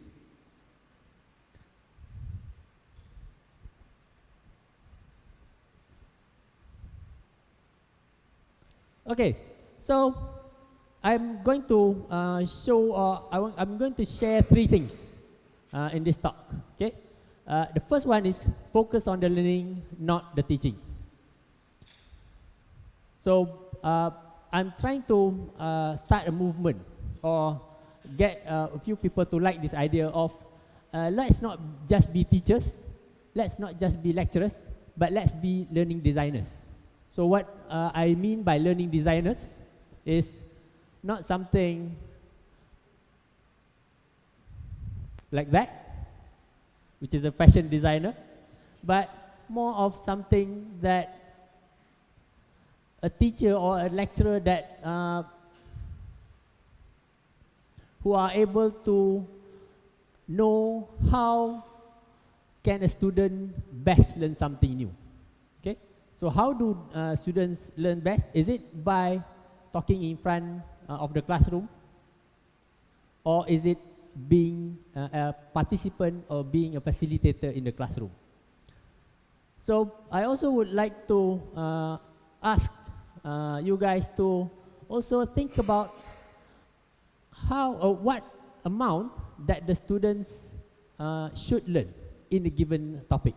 So we know that the finished semester is now it's not 2 semesters but 3, and they break it into 8 short weeks. Okay, so why do they do that? Why do they do that? It's actually based on research, and the key thing here is actually research. And if the content is too heavy, break it down, scaffold it, and there are things and there are places where technology can help. Okay, and also the teachers or the lecturers would need to bear in mind that they need to make sure that the learning happens before they move on to the next set of learning items. Okay, so let me share with you how technology can help. Okay, and we need to remember something, which is learning is contextual. So I'm actually so there are arguments around this. There are learning styles, there are not learning styles. But I'm not someone who or who believes in learning styles. Okay, and if you have this presentation, I'm going to skip this one. You can actually watch that video in your free time. That's actually a TED Talk, which is 20 minutes long. So I'm not going to show it here. So how technology can help is YouTube. There are hundreds and thousands of learning materials that you can source in YouTube. And you yourself, as teachers, as educators, can create YouTube videos on teaching. And if you pair it with something, an application called Edpuzzle, which I use quite a lot, you can actually not just show the learning, but also assess the learning, and also make sure that the students learn what you want them to learn. The next one that I wanted to share with you is this one, the second one. So who here have heard of WebJets? Raise of hand. So very, very few. Who here have heard of Padlet? Kan? Ada ramai. So Padlet have now changed their business model. So you are left with only 3 new Padlets if you first registered. But WebJets is an up and coming Padlet replacement where you can use it to your heart's content. So try and use WebJets. It's similar to Padlet, and in a few areas it's actually better than Padlet. And then Dropbox Paper. Okay, so Dropbox Paper, normally people associate with Dropbox with online storage, but there are this other application that you can use in Dropbox, which is Dropbox Paper, which I use with my students quite a lot. it allows the students to be able to show their work online. They can collaborate on it online.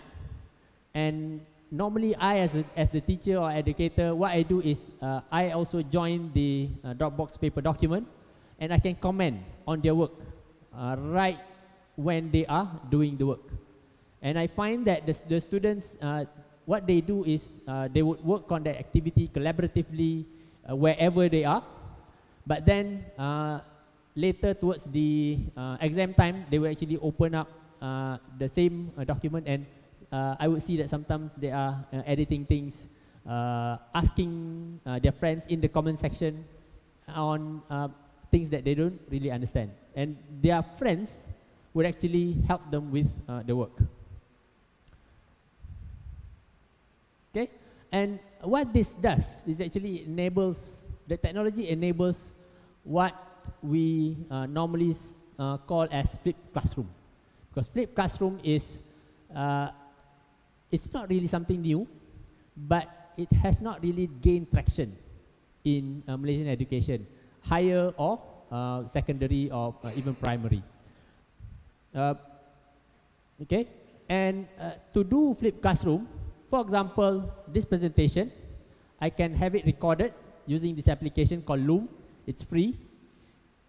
And what you do is you record everything, and it becomes a video that people can play back.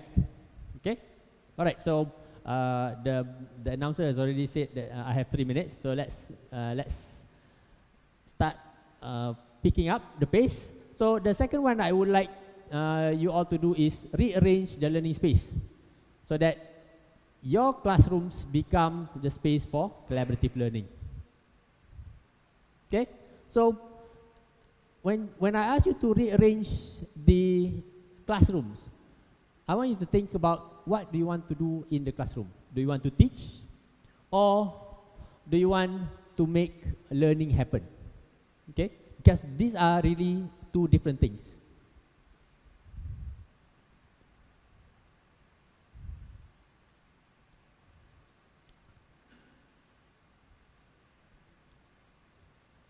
And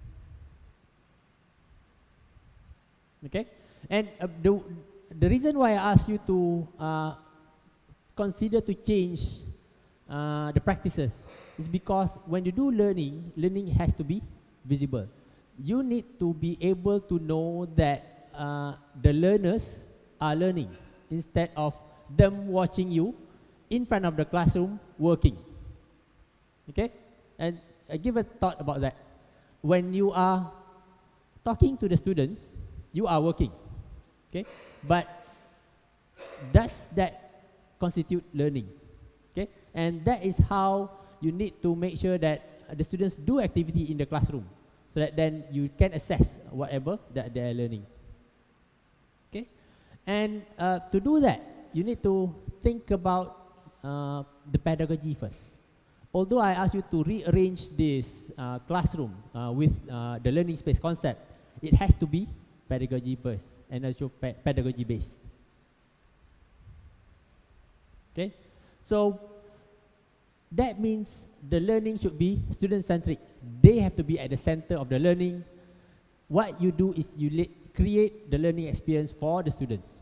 So the learning experience does not definitely constitute of them sitting down and watching you talk for 2 hours. And it has to be active and also collaborative. Okay, change the class layout. So I wanted to show you these two really interesting example. Okay, hopefully the picture comes out, but it's not. And I have probably 1.5 minutes left.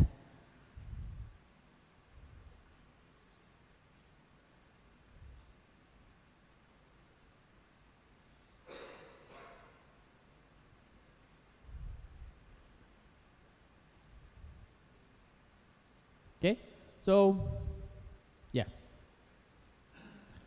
so it should be there's a picture before that, but never mind. So it should be from a teacher-centered, one person in the chair,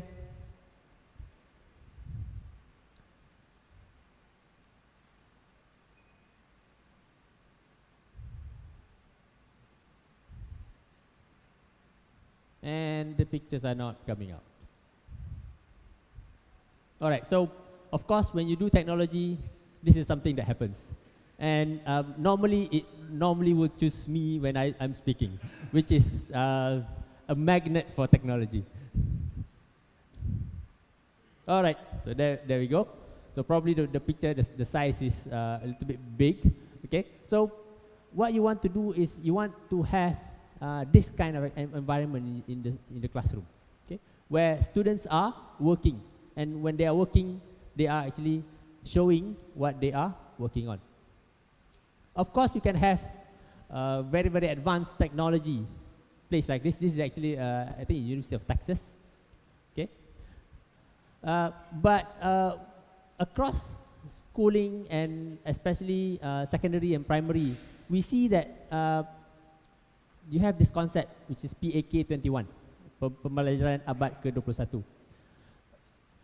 So my challenge is let's bring this up to the higher education. It's not just for the schools.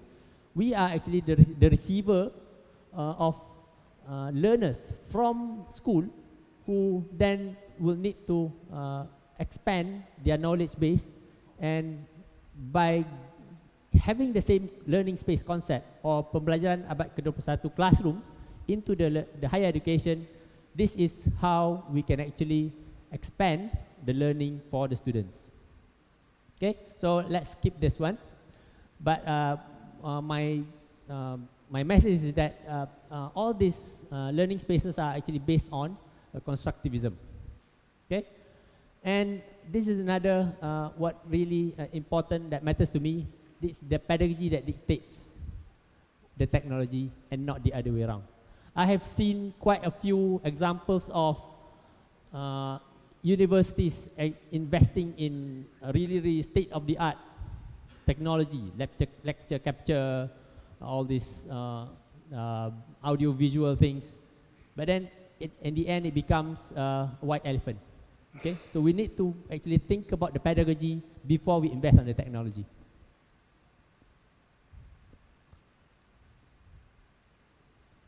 Okay, so that is what we wanted to have, for example. But as I said before, the pedagogy is one that matters. So you can have a simpler technology, which is like this, pen and paper. That is also technology. But it's the pedagogy that matters. And collaborative learning and active learning is the one that matters. And even less, you can do with less.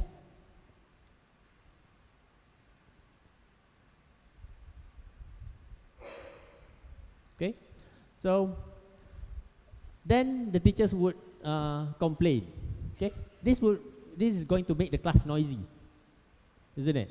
When you have collaborative learning, active learning, everybody's getting up off the chairs. So this is my question to you.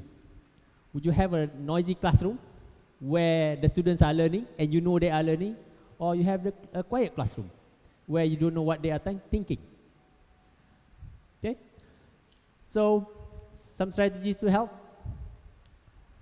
I'm not going to wait for the picture. Yeah, the picture is there. So be everywhere and engage and facilitate discussions for the students. Make the group small. That is my message. Between 3 and 5 is the best, and that is also based on research. And with technology, use an online timer. You can have the timer on your phone, or you can have a timer like this on the screen. Okay, so my last message. Sorry, Mr. Announcer. 2 more minutes.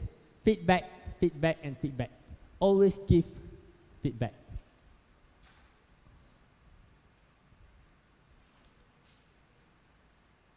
Okay, and I want you to give me a feedback right now. So if you whip up your phone now, scan that QR code.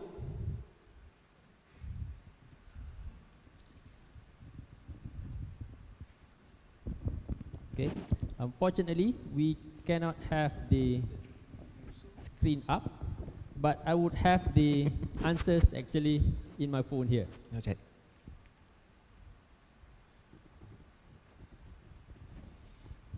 Okay, so far we've got 8 answers. Okay. So the question is actually the question that I asked you just now, isn't it? What would you rather have?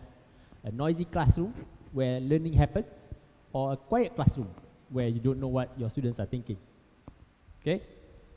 So 30 all actually chooses the other. Oh, we have one who choose the other one, a quiet classroom. Okay. All right. Never mind. Thank you very much. Okay. So you have thought, isn't it?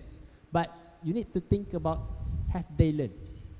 Talking in front of the classroom is you teaching. But then, have they learned? Okay. So again, when you do learning, assessment is important. And there are 3 things about assessment. We are familiar with assessment of learning, final exams, isn't it? But there are assessments for learning and also assessment as learning. So let's skip that one and skip this next picture. Okay. So let's finish this with how technology could help. Okay. So Socrative. Socrative is an application where you can actually elicit response from the students if they have phones. Okay. So but you can actually do the same thing in your classroom when you are only the one with the phone using flickers. Okay, so let's not wait for the picture to come up. And so this is my second last slide, which does not come out, so never mind. Okay, so thank you for taking part in the survey.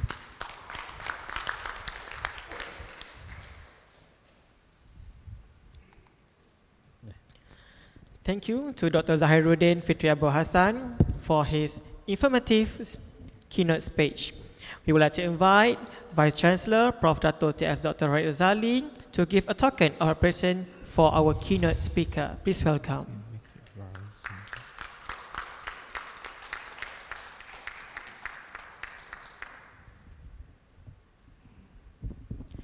Ladies and gentlemen, next we would like to invite for our 5th keynote speaker, Mr. Koo Hoon Chuan, Director, Education, Transform and Development, Lenovo Technologies Sdn Bhd, to share his sharing entitled Education Transformation Framework K-12. Please welcome.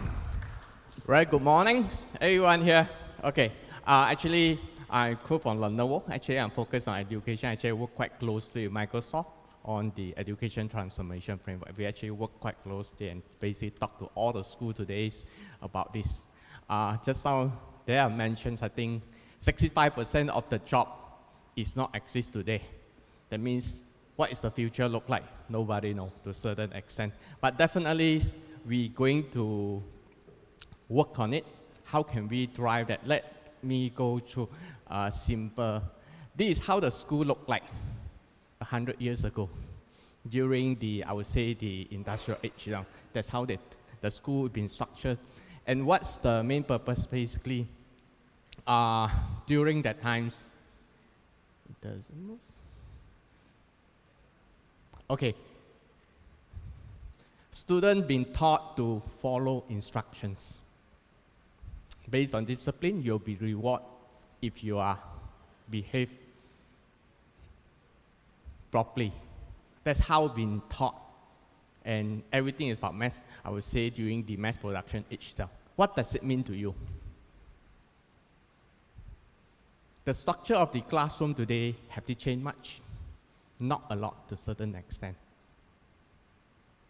Are we ready to basically to move forward, especially current in the IR4 itself, Industrial Revolution, which I'm going to talk a little bit about it later. Are we ready for that? I think definitely we need a transformation. How do we going to drive, I think, future, which is collaborative learnings and things like creativity become much more critical moving forward today.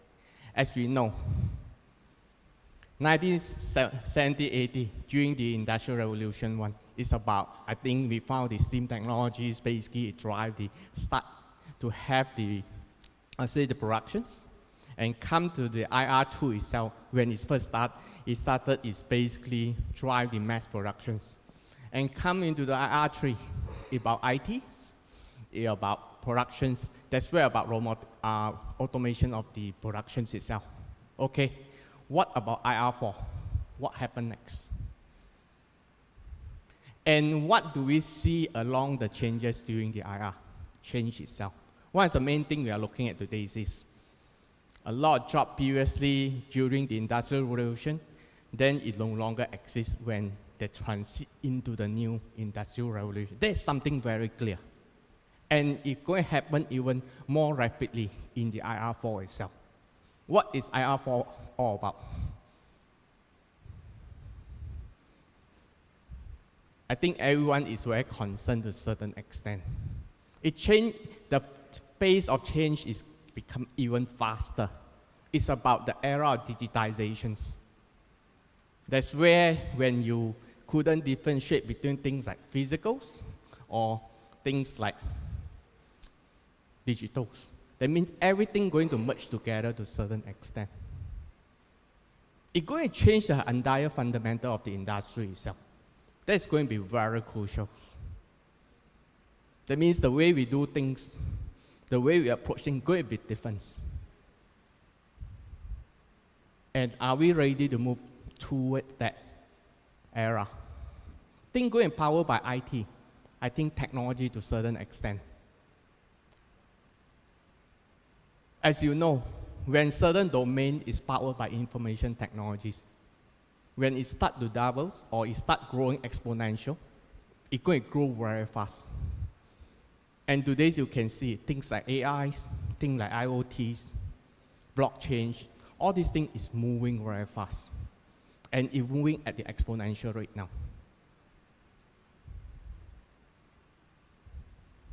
And how do we adapt to that? And how do we prepare our next generation to be ready? What's the things that we need to instill?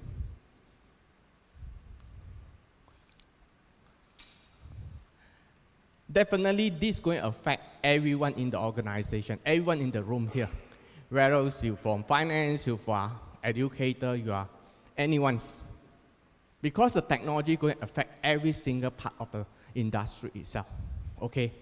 And the digital transformation, I would say today, we need to have, like what we say today, everyone need to understand what is it all about. How does it affect every part of our job, even our life itself. And basically, how we want to understand the technology. This is going to be very critical. I talk to a lot of educators, I talk to a lot of people. We need to start to understand what is blockchain all about, what is IoT about, what is AI all about. Because it's going to be every part of our life today. Even our phone today have AI. And things is catching up, it's getting better. Definitely, it's going to change the landscape. For Lenovo itself, when we talk about intelligent transformations, what does it mean? It means to make our life better, to be much more efficient, and basically, things we can do previously, it can be done even at a cheaper manner today. That means we can even, I think with the smart technologies today, things like smart IoTs, the AI itself, blockchain, 3D printing, all these things going to definitely drive the changes itself. How we see it on intelligent transformation, we break it down into 3 components today. Actually, for Lenovo, we actually have all the building blocks today. In terms of data, computing power, and algorithm. How do we look at it? I think data is going to be very key. Moving into the next industrial revolution. How do we go and manage the data? Things, it's going to be, I think things like IoT or this, it's going to capture a lot more data with the digitization process. How do we process the data? We need strong computing powers. And with the advanced algorithms, that's how we're going to do it. To turn data into insight, it's going to be very critical for us. Anyone here can do it well. You're going to be stay on top of the games, definitely. Because through the digitized process, we're going to have more insight in every environment. Can be in education, can be in manufacturing, can be in any industry you are. And we are seeing the technology is converging with the industry itself today. Everything is running on IT. And we can do things, I would say, even more faster. Even, I would say, we can automate a lot of things in our environment today. And this is going to be very critical. One of the discussion points for everyone here. What's the skill set we need to build ours for our next generations? I think skills like creativity, communication, collaboration, critical thinking become even much more critical because we are moving into the environment that we are not sure how it looks like. That like a lot more than 65% of the new job created not going to be exist today. And how do we going to overcome that? How do we build all these skill sets into our students or kids? And this one become even much more critical. And I talked to some of the schools that even talk about imaginations. Can we help to instill students can imagine better? Besides learning all the 4C skills. To learn the possibility. Definitely, this is going to be critical. Like the employee, I think the global youth unemployment is continue to increase. How do we do that? How do we basically drive that? Like I talked about earlier, everything is running on IT. There's a lot more IT job available. I think everyone here need to understand a little bit more about IT now. Because it's going to affect every part of our life. Even accounting, they're talking about blockchain, distributed ledger itself. Even lawyers, they're talking about blockchains. AI, like even education today, AI become one of the critical components in our teaching and learnings. And lastly, I think a lot of new jobs created don't even exist today. This is something you continue to drive. Continue to happen, and we're going to foresee that. And how do we overcome this? And this is changing too fast in the industry now. And normally, what's the educator actually looking for? Some of the things I share you may be something very common, things that we talk about. Students engage in, how do we drive students to engage in the learning today? The way student learning today have been changing, I think, compared to how we learned previously. They are much more exposed to internet, they are more exposed to devices today. They are touch generations. They can get access to information easily. How do we drive engagement? And classroom that inspire learning itself. How do we drive their interest and drive the engagement today? This is going to be very critical. Skill and equip successful teachers. I think moving into the next, I would say, next wave, the skill set or the role of the teachers become even much more critical today. They are not just the knowledge transmitter anymore. They need to be the knowledge constructors, need to be the mentors, need to be the facilitator in the class to drive teaching and learnings. So how do we enhance the skill set itself? Next will be students prepare for the future workplace. I think the landscape of the workplace is going to change. The job going to be different. We need to be much more creative, more collaborative today. This is going to be critical. And students can learn anywhere they wanted today, at their own pace.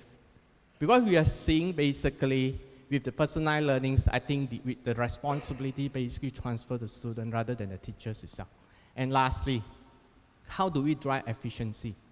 And to understand the environment, I think to understand the student better, with things like AI, basically, like even using AI for essay marking, all these things. basically help to enhance the teachers to understand the class better. How can they drive direct actions to the teaching and learning itself? This is going to be critical. Okay? How do we overcome this? Prepare the students for the next wave of change today into the IR4. Okay? Before, sorry.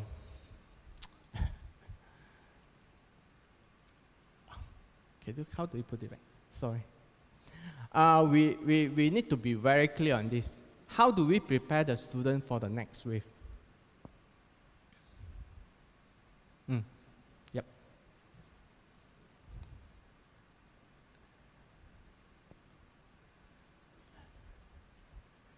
How do we prepare them to be ready? I think skill set like collaboration, creativity, all these things, it become much more critical now. The thinking of the students is not so much of technical knowledge, because we are moving to an area that we are a bit unknown.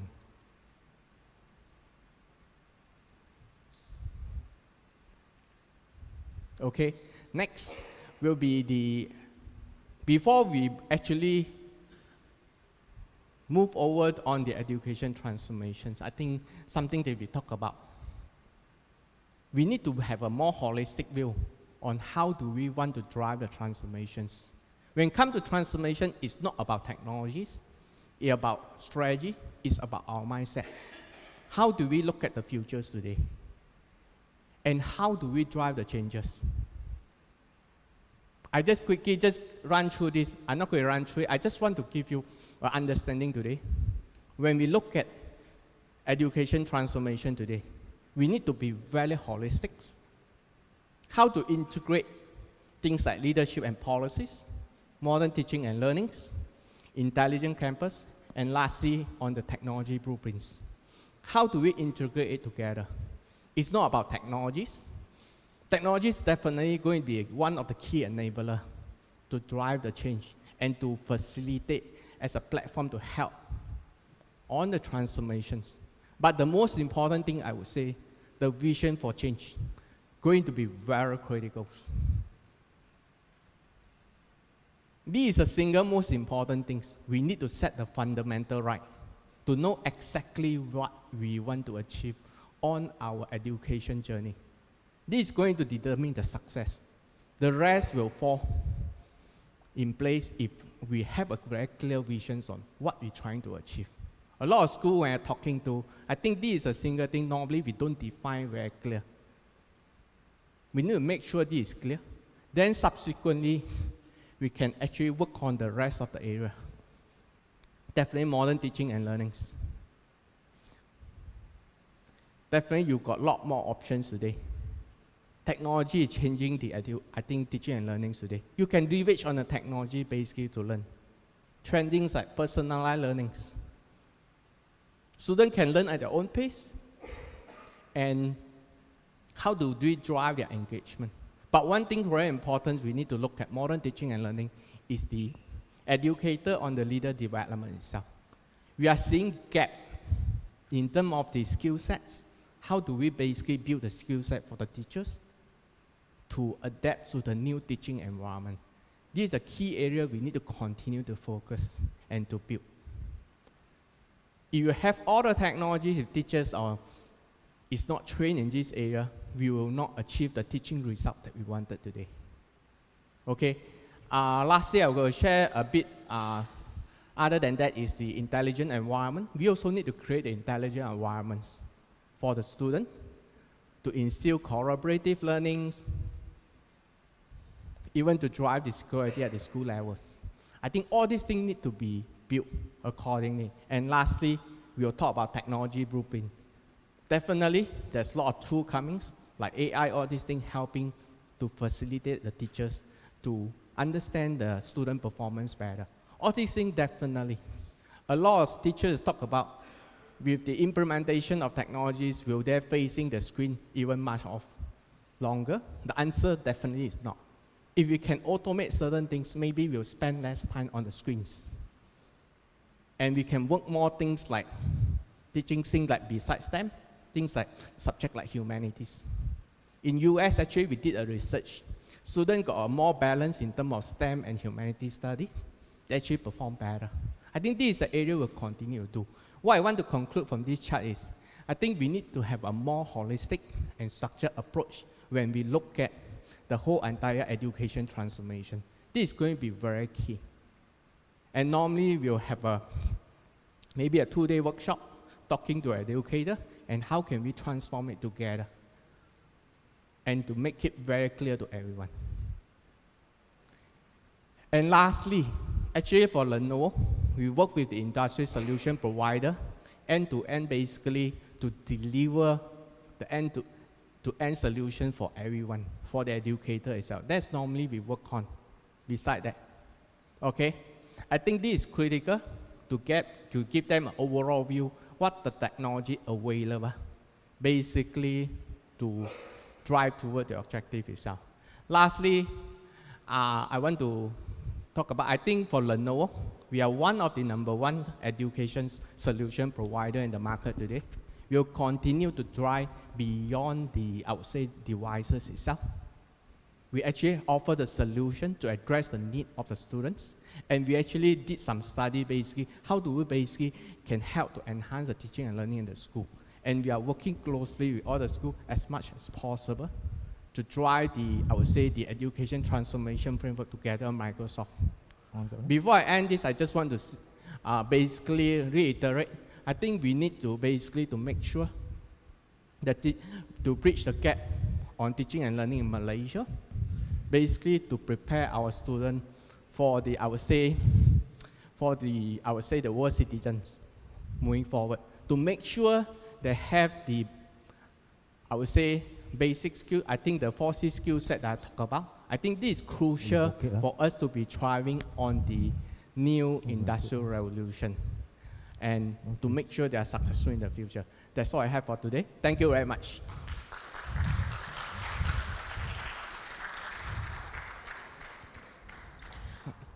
Thank you to Mr. Koo Hun Chuan for his interesting keynote speech. We would like to invite Vice Chancellor Prof. Dato' T.S. Dr. Razali to give a token of appreciation to our keynote speaker. Please welcome.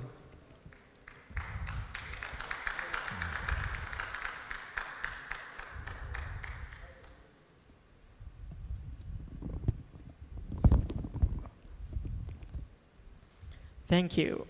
Ladies and gentlemen, next, we would like to invite our sixth keynote speaker, Mr. Naharuddin bin Osman, Pengetua SM Sains Teluk Intan Perak, to share his sharing entitled Semestic Digital Initiatives and the Impact on Students' Learning. Please welcome Mr. Naharuddin bin Osman.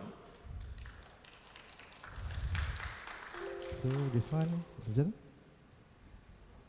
okay. Okey, Assalamualaikum warahmatullahi wabarakatuh, tuan-tuan dan puan-puan. Saya pengetua sekolah, okey, yang membangunkan student untuk masuk ke uni dan juga politeknik and whatever higher learning institution lah. So it's very vital apa yang kita buat di sekolah, especially sekolah menengah. Okey, basically saya juga part-time salesman. Saya sales education ideas. Specifically on flip classroom. Okay, jadi saya pun macam a few of you lah, salesman juga. But to sell education ideas agak sukar. Saya rasa lebih senang lagi nak jual tudung daripada jual education ideas ni. Okay, okay, let's move on. Okay, ni depan sekolah saya lah. Okay, is how flip is very important to our school. Saya try to buat comparison dengan All Black walaupun dia kalah semifinal World Cup baru-baru ni. Okay. Okay. First of all, we need to understand our young generation yang ada kat sekolah. Okay, daripada apa yang saya dapat, sekolah, you need to prepare them for IR 4.0. You need to let them have lots of creativities. You not only need them to think out of the box, but you need them to think how to use the box. Student sekarang tak suka baca buku. They do revision by looking at videos. Students sekarang dia kena work in a group, dia kena collaborate dengan whatever friends yang dia suka ke dia tak suka. And last but not least, ini yang agak membimbangkan saya, because I need to prepare them for them to fit at any spaces available when they go out from the school. Saya ada ex-student yang dia punya degree dia software engineering, tapi apa yang dia buat sekarang adalah jual kopi online. And he's doing well. Dia kata, kalau saya kerja software engineering pun, maybe income saya tak banyak macam ni. So I think, fine. Ni yang saya katakan, we train them to fit at any spaces available. Bila dia keluar daripada sekolah ini, uni dan sebagainya. Sorry. Okay, saya nak cerita sikit. Dalam konteks sekolah, whatever digital, whatever teknologi, satu benda yang saya kena take care adalah exam result. Kalau saya punya sekolah digitalize macam mana pun, tapi kalau exam saya teruk, matilah saya. Kan? Okay, ini saya nak cerita analogi macam mana student nak dapat A. Zaman saya dulu, if the question ask me, what can you do with a tree? Kalau saya jawab, I can do perabot, and one of the famous furniture punya branding is IKEA. I think I already managed to get A. Tapi sekarang, if the student answer from the tree you can do perabot, one of the famous perabot is IKEA, dia baru dapat D. Ya, dia baru dapat D because proses tu belum sampai. So student ni answer lagi, why IKEA is so famous? Because of the packaging yang dia buat. And then kita pun selalu beli IKEA kan, when kita pasang skru tak cukup. Selalu skru tak cukup, sebenarnya kita yang tak kerti pasang. Dia jawab sampai level ni, dia baru dapat C. Dia tambah lagi, on the process dia jawab lagi, on the marketing itself, this small table is very famous. IKEA jual banyak table ni. Meaning that IKEA is doing a good marketing. Dia baru dapat B je tu. Saya panggil cikgu lah ya, saya biasa panggil cikgu. Dia baru dapat B. Dia belum lagi dapat A, sedangkan kita pressure dia untuk bukan saja dia dapat A, tapi dia mesti dapat A+. Nak dapat A+, student ni mesti go to the process of innovation, of creation. Iaitu dia kata one of the innovation yang IKEA buat adalah you can send back your old furniture, dia bagi you some sort like token RM5 ke RM10 ke, so with that token you boleh beli perabot baru. Barulah dia boleh dapat A. And what we are missing in school is kita banyak go through shortcut. Okay, daripada tu kita terus nak go through shortcut because we misses the process sebab kita tak cukup masa. And this problem, I believe it can be solved through technology. Through digitalize in school. Okay, dalam lesson di sekolah ada 3 perkara penting. Number 1 is the teacher as a subject matter expert. This one we got no problem. Teacher as a master of pedagogy. This one also we got no problem because when we introduce PAK 21 whatsoever, teachers are well versed in pedagogies. Okay? Tapi yang masalah ni sikit yang old school lah. Yang old school, dan masalah juga di sekolah sebab yang old school ni banyak because dia pension bila dia umur 60. Okay, but the most important issue yang kita nak raise up pada hari ini adalah aspek pentaksiran or evaluation process di sekolah yang tak mampu dilaksanakan dengan baik. Why? Nombor 1, tak cukup masa dalam lesson. Nombor 2, cikgu itu tidak menjadi expert matter dalam aspek pentaksiran. Okay, dan saya melihat perkara pentaksiran ni sebenarnya boleh diatasi kalau kita memasukkan elemen IT di dalam aspek pentaksiran seperti penggunaan kuizi, Kahoot dan sebagainya. Okay, why? Okay, belum taksonomi, lama lah, 1956. Sekarang ni orang guna Henderson, tapi lebih kurang sama sajalah. Okay, problem dia adalah kita tak ada masalah dengan yang 4 itu sampai analyze tu selalunya kita tak ada masalah dalam bilik darjah. But we always have problems nak mencapai tahap evaluate and create. Because tahap evaluate and create ni is hot, is higher order thinking skill. Okey, kalau kita tak boleh mencapai dua tahap tertinggi ni, maka agak sukar student kita nak dapat even B ataupun A tadi. A plus, tak payah cerita lah.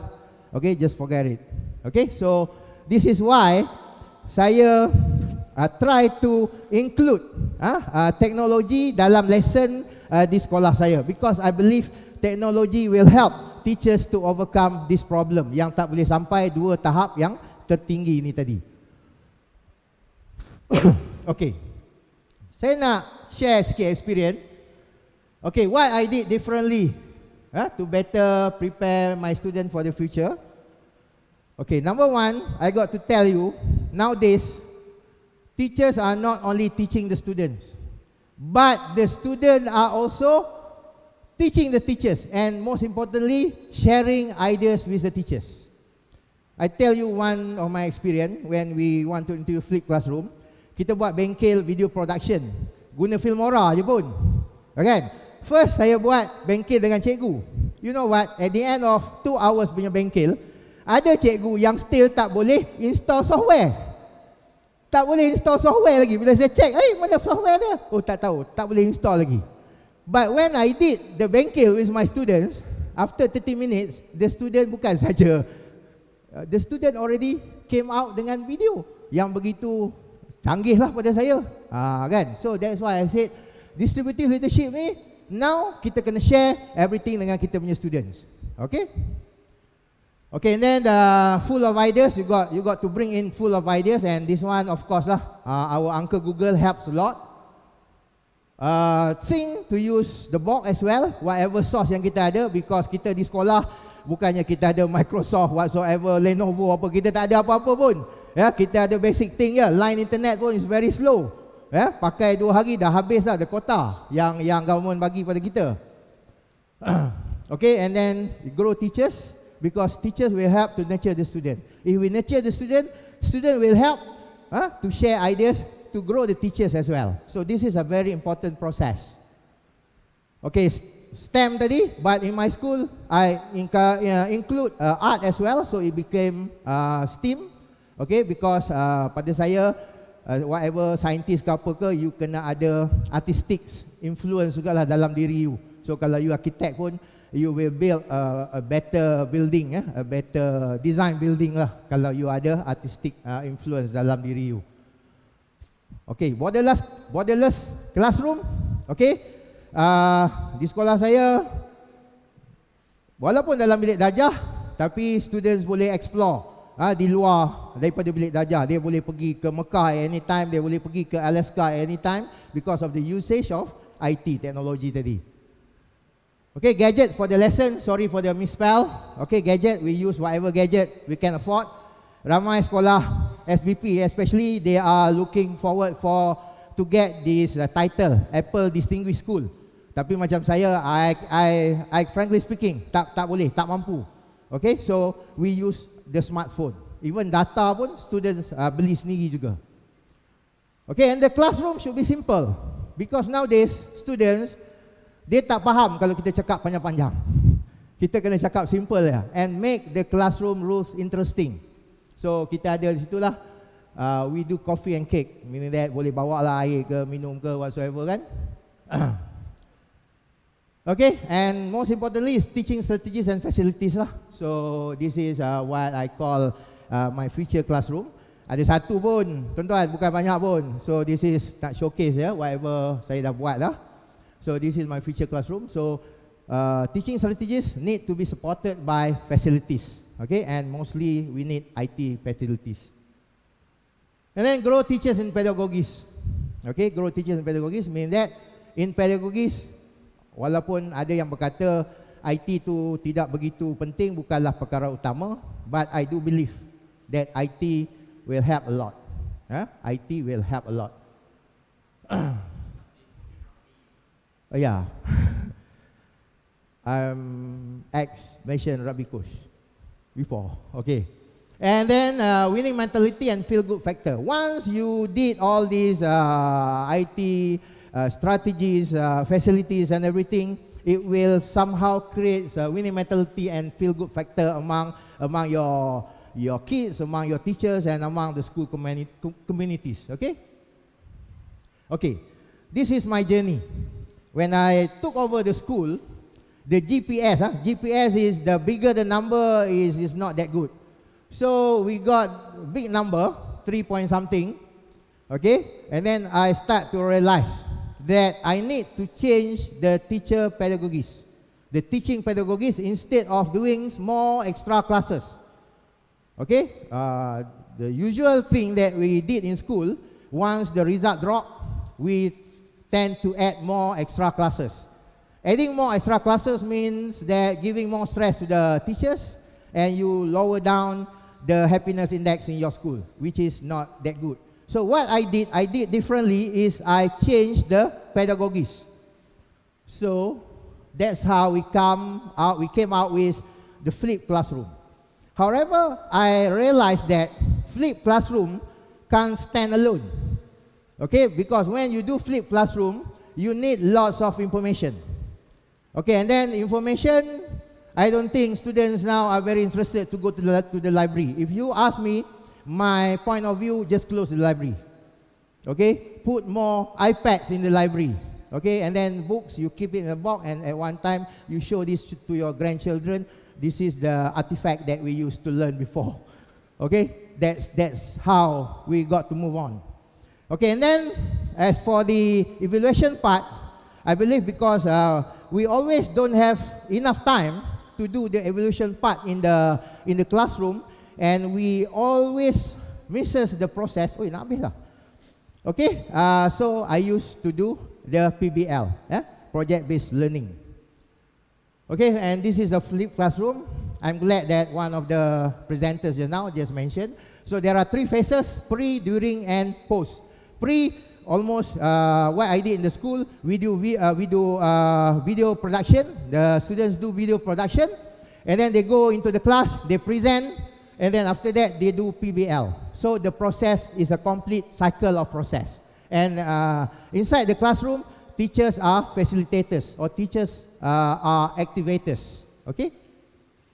And then to help facilitate flipped classroom, we introduced Mr. Gadget program. Mr. Gadget program means that we allow students to use smartphone in the class, and we allow students to use smartphone during weekends. Okay, because it is regulation of MOE, students are not allowed to bring phones to the classroom. So I use flipped classroom as an unofficial license to give permission to my kids to use smartphone in the classroom. Okay, and then we got a Mr. Gadget room where teachers go and take the phones to the classroom and things like that. Okay, and then project-based learning. As I mentioned, there are 4 types of project-based learning: innovation, programs, lesson learned, and the facilities that we do in the school. Okay, and this is the guidelines for the project-based learning. Okay, and again, Bloom taxonomy is how project-based learning helps the student with the evaluation, not to miss the process. Okay, the positive impact of flipped classroom is, number 1, it is a trendy lesson. Teachers like it, students like it, and they enjoy it. Second, it brings happiness to the classroom. It's a student-centered. It's fast. Usually we did flipped classroom to the difficult topics. The easy one, we do a normal traditional learning. The difficult one, we use flipped classroom. And then it achieved the 2 top priorities of the Bloom taxonomy. It's very focused, hands-on, and inside the flipped classroom, it has lots of soft skills. Okay, and this is the ecosystem where it helps the class, no boundaries, type of learning, PBL, PK21, HOTS, I think, PLC, and also the ICT. Okay, and this is some of my testing data on how students improve their grades when they experience the flipped classroom. Okay, and this is my SPM result. Okay, bila dia turun tu maksudnya bagus lah. Okay, I take over when 3 something tu, so now it's getting better. So hopefully it because of the flipped classroom. Tapi tak buat research yang betul-betul lagi lah. So we just assume lah kan. Okay, and this is my future classroom. Okay, when I did flipped classroom, I am a keyboard warrior. Saya selalu tulis dalam Facebook. Orang tengok apa saya buat, So UPM come. UPM kata, cikgu, you tak boleh buat flip classroom saja kalau you tak ada feature classroom. So we help you to build up feature classroom. So we came out with a platform called BITS, Bantuan Infrastruktur dan Teknologi. It's a platform, kita blast dalam social media and people donate, people support, sponsors. So we managed to get about 16K from our alumni and the rest of the school community, and the cost of our feature classroom is 25K. So this is how it looks, and we got support from BTP and also UPM in terms of the interior design and so on. Okay. Okay, again, this is my feature classroom. Flip classroom happens in feature classroom, in which we digitalize, okay, our lesson. Okay, again. Okay, and one most important thing I would like to say in this hall today, the most important thing for you as a school leader is to increase your school happiness index. Okay, and to increase the school happiness index, we have to inculcate the IT, the digital part. So, salesman, if you want to introduce your product to the school, don't come and see the principal, don't come and see the teachers, come and see and show it to the students. Okay, if they are happy with that, we will work for their needs. Thank you very much. Okay, ni tak perlu lah, dah habis masa. Okay, thank you. Thank you to Mr. Naharuddin bin Othman for his interesting keynote speech. We would like to invite Vice Chancellor Prof. T.S. Dr. Wahid Razali to give a token of appreciation to our keynote speaker. Please welcome.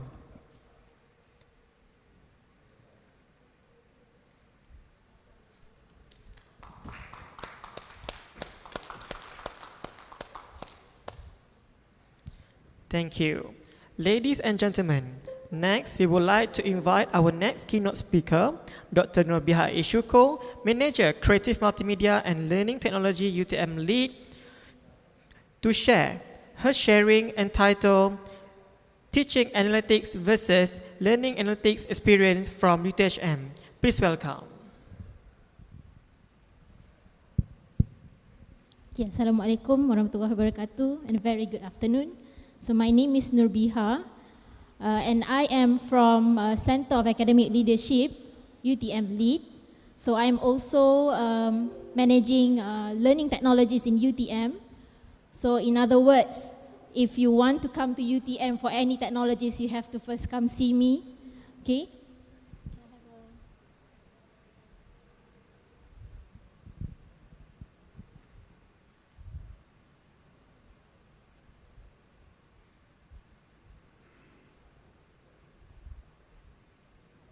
I think most of you talk about data, most of you talk about something related to computational thinking, but I think not many of you talk about teaching analytics. Maybe most of us are very familiar with learning analytics, but in UTM we try to implement both, which is teaching analytics as well as learning analytics. So this might be a little sharing from my institution about how do we implement teaching analytics as well as learning analytics. So first, maybe I would like to start about a reflection that I received from my student. I think that the Zahir from just now mentioned that we always need to have feedback from our students. This is an example of feedback that I get from my students. These students are TESOL students. They come from language background, and I am teaching them about computer network, which totally relates, and they don't even know why do they have to learn this subject. So I asked them after 3 weeks of lessons, I asked them to give a reflection about what they have learned so far and what do they experience in the classroom. So this is what they wrote. One of the students wrote that this class is exciting. The lecturers tell stories that make this class and topic interesting. I do hope I am able to remember all that I've learned and will learn. At first, I think nothing is wrong with this reflection. But when I read again all this student is trying to aim is to remember.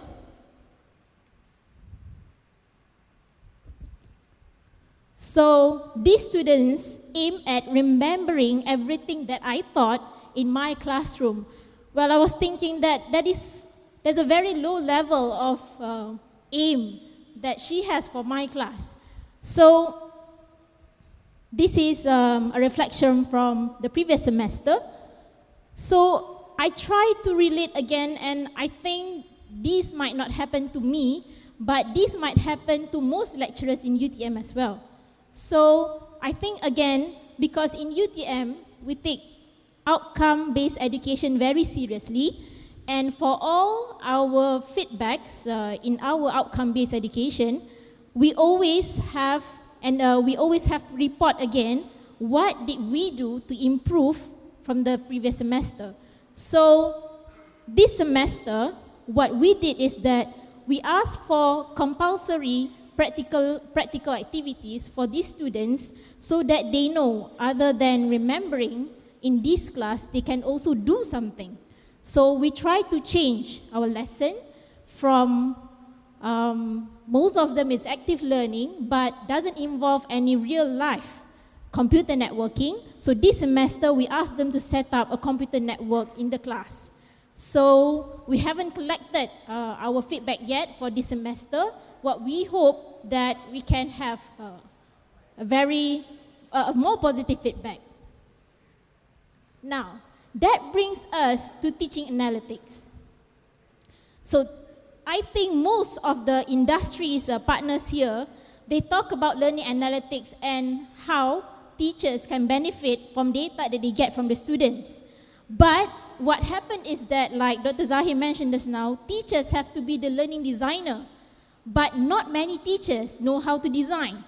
So what it means is like, how do you plan your teaching and learning is what is teaching analytics. You have to plan, you have to select, and you have to understand your context of learning, and then based on this understanding, you plan your lesson. But for that, you have to have a certain level of curiosity. You know, anything that drives us to do something has to start with curiosity. If you do not have that curiosity, it didn't drive you to do anything. So, should I? No? So, to be curious, you have to have maybe these 5 elements. And once you be curious, you have to also understand. When you carry out, for example, a little experiment about how you understand your students, then you get some data about your students, like what I did. I asked for reflections, and then what I did was I analyzed what was the learning problem, and I get some data. However, if I do not be able to understand this data, it is also kind of meaningless. So, to be a lecturer or teacher with teaching analytics, you need to also have some skills of data literacy. It is not about ICT literacy anymore, because I think most of us have some kind of level of ICT literacy, but what you need to have is data literacy, to be able to understand data, what data means, and to act on it. That is teaching analytics. So, if you want to have this kind of level of teaching analytics, first, you need to have, you yourself have to allocate some time for designing teaching activities, and then you need to have peer feedback from your friends, and you have to think about, are the numbers of activities that you have in class, is it sufficient? In UTM, we encourage our lecturers to use these tools. In specific, we ask them to use Learning Designer. It is an online tool to help teachers to design their learning environment. You can also use Lesson Plan Creator. We can also use Common Curriculum, but these are not free. So we like free items, so we use Learning Designer. So This is the environment of learning designer. What you have in learning designer is like they have several elements of teaching activities in the classroom where lecturers can design.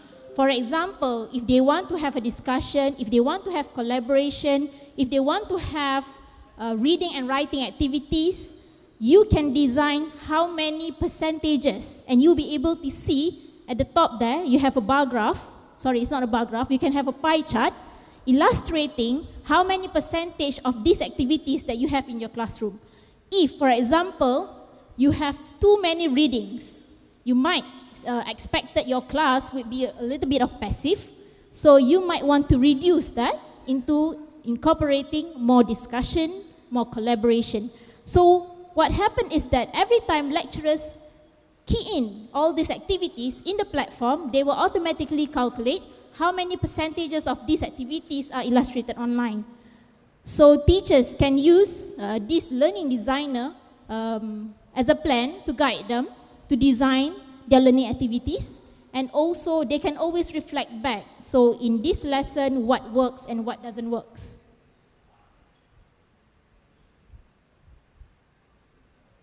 How do I go previous?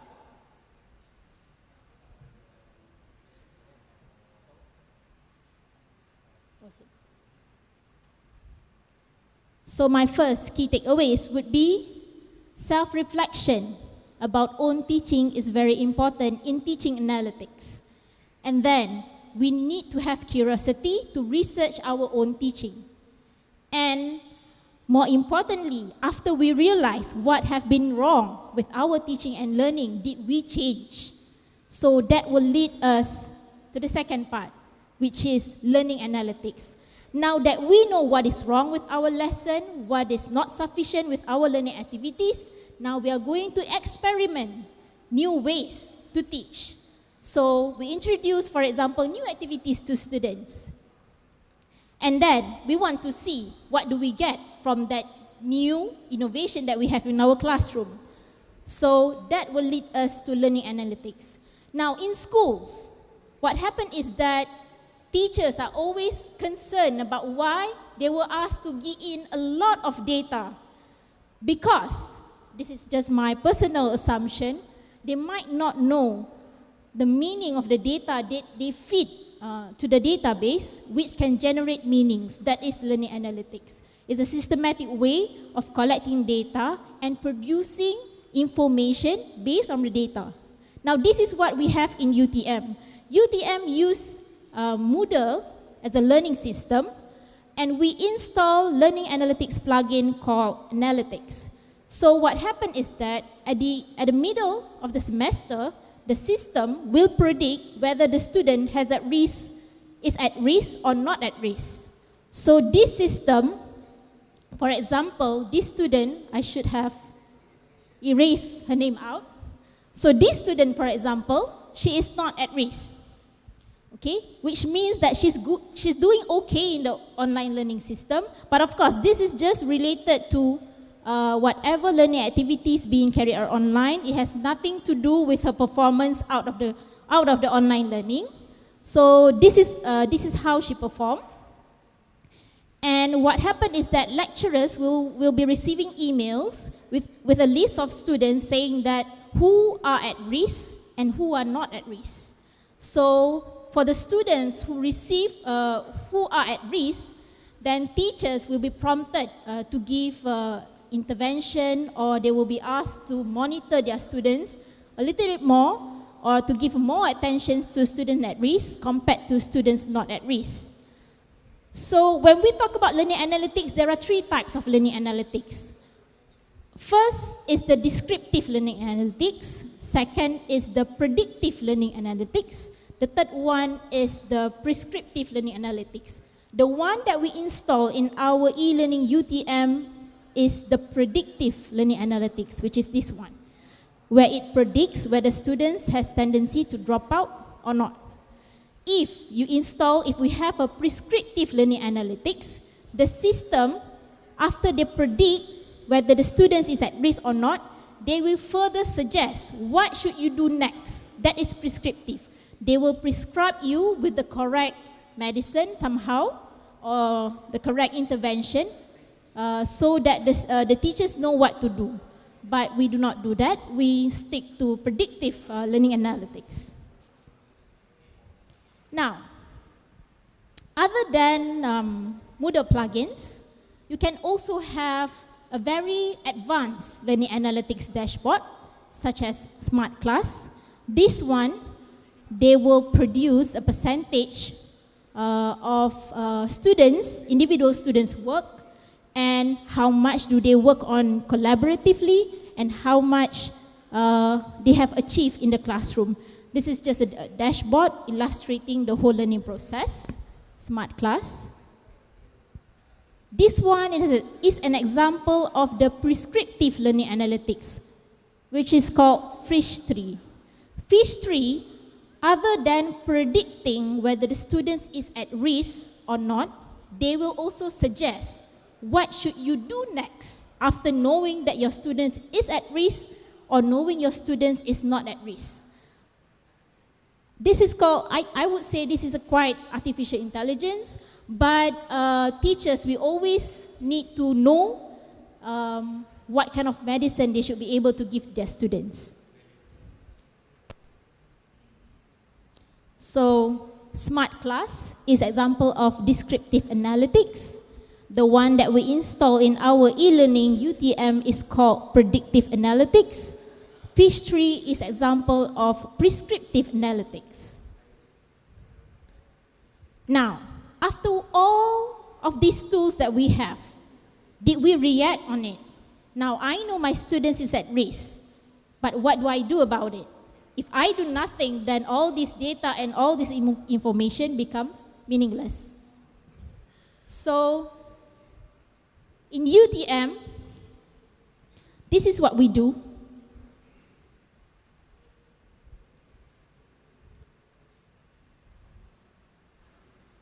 So in UTM, what we do is that we encourage the teachers to use the online feedback system so that the students will be able to know, as well as the teachers will be able to know exactly what kind of medication do they give to their students that leads their students to be either at risk of dropping out or not dropping out.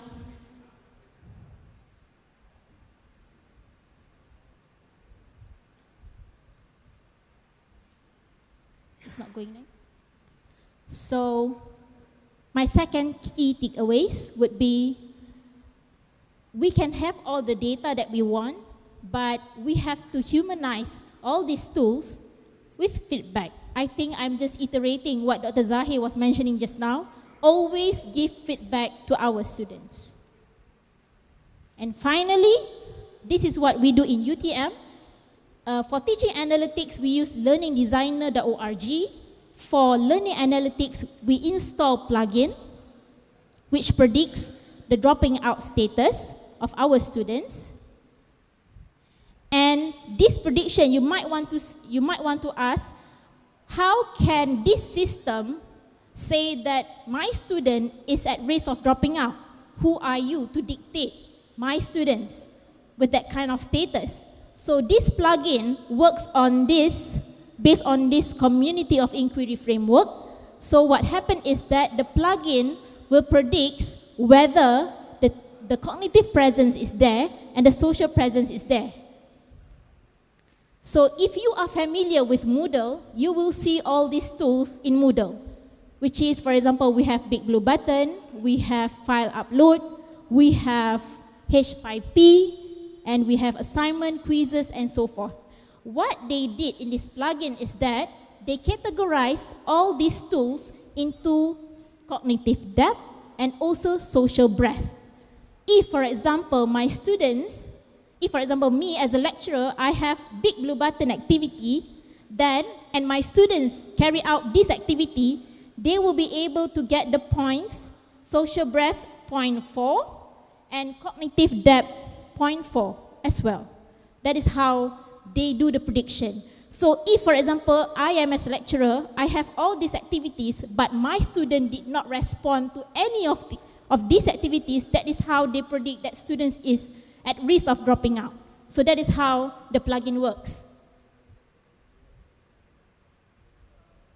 So once they predict, the plugin predicts the students either to be at dropping out or not, they will get an automatic email and they will be prompted with this message. They will be encouraged to either, the lecturers can send message to their students saying that, hey, you should do some of our activities online because I saw that you're not doing some things that I provide to you. So you might, lecturers might prompt the students with a message, or they can also share with the students the prediction result, because this prediction result is not visible to students, it's only visible to the lecturers. And if the lecturer, because this is learning analytics and it is primarily based on data, the lecturers might say, you know what, I don't think this is useful. So you can always click not useful, because you know, learning analytics is based on data, and some of them are reliable and some of these predictions are not reliable. If you think that it is not, if the lecturers think that the prediction is not reliable, they can always click not useful, and then the machine will learn that, you know what, this kind of prediction will not be able to help our tools. So my final key takeaways would be, first, we need to understand our students and lecturers' data literacy, because some of these tools look simple, but students and teachers need to have a certain level of understanding about what data means and how do they react based on the data. And as in UTM, what we always aim is, now we have this predictive analytics, we aim to have a prescriptive analytics, so that to help lecturers to give automated feedback maybe in the future, so that the students can gradually have this prescriptive analysis in the system. And as a summary, we in UTM believe that teaching analytics and learning analytics have to work both ways. You need to have teaching analytics to guide you to act, and you need to have a certain level of learning analytics skills for you to be able to react. With that, thank you.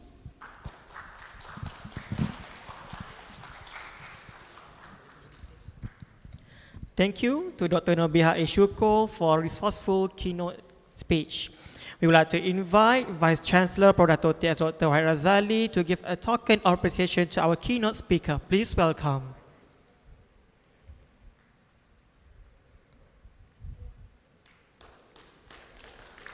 Thank you. Ladies and gentlemen, next we would like to invite for our next keynote speaker, Dr. Wong Chi Kyong, Segment Marketing Manager Education, Intel, Internet of Things Group, IOTG, to deliver his sharing entitled Transforming Education Through Innovation, Technology, and the Power of Data. Please welcome Dr. Wong Chi Kyong.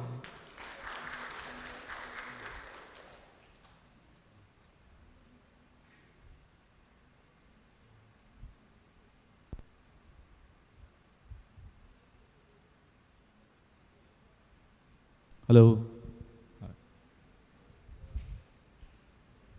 Got it? Okay. Hi, good afternoon. First of all, thank you to the host, UTHM and SNS, for inviting me to give a little sharing here today. This is the first time I'm here in this campus, very beautiful campus.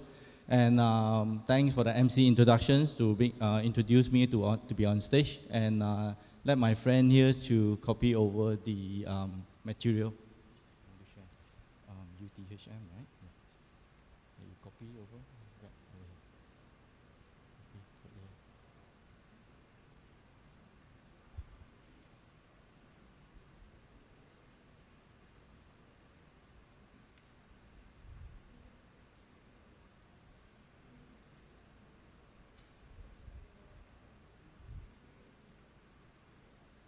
Okay, thanks. I think throughout this morning we have here quite a fair bit of sharing from our industrial partner, from educator. There are very inspiring speech, and there are some challenges as well that we hear through our country education transformations. My name is Chi Kyong, like what MC just shared. I'm covering the APJ IOTG for education in Intel.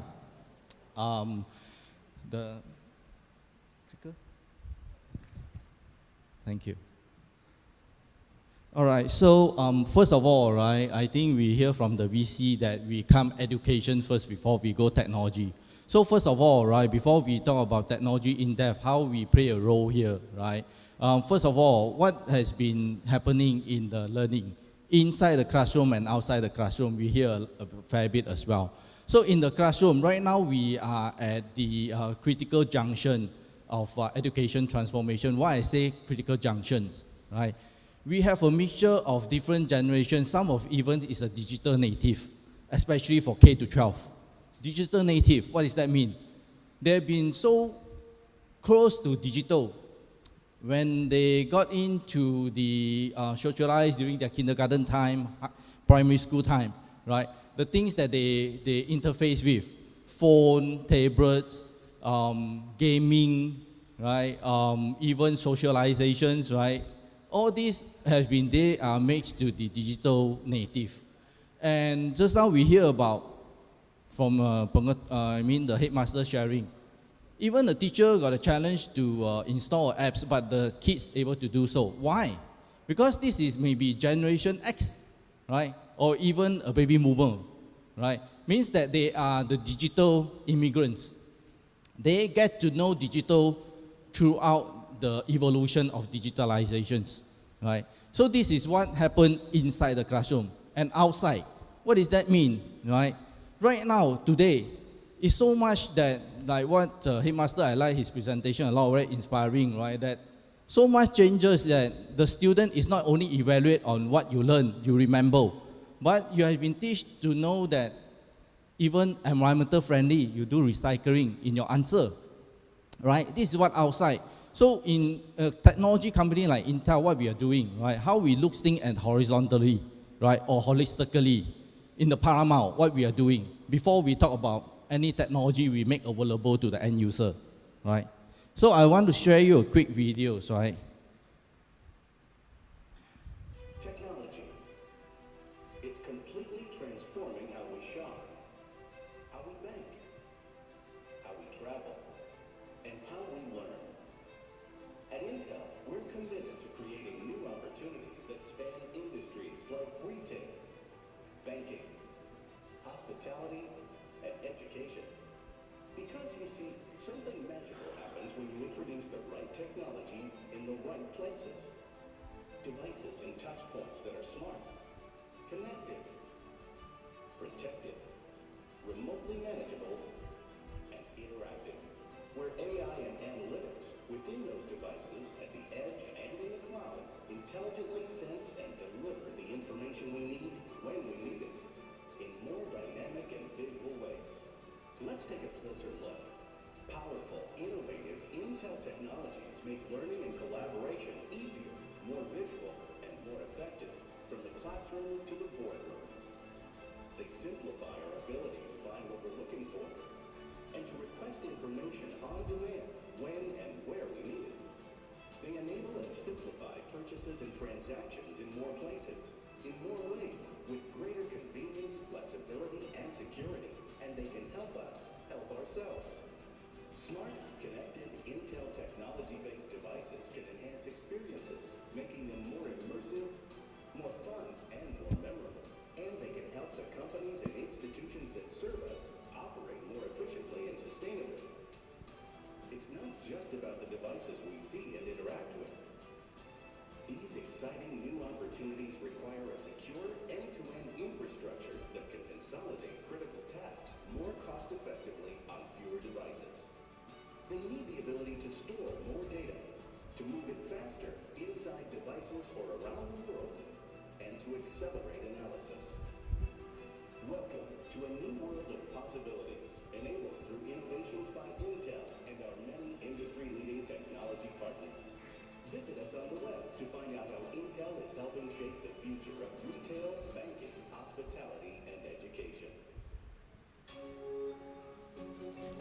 Thank you. The purpose of I'm sharing this video, right, is to see the paramount of that.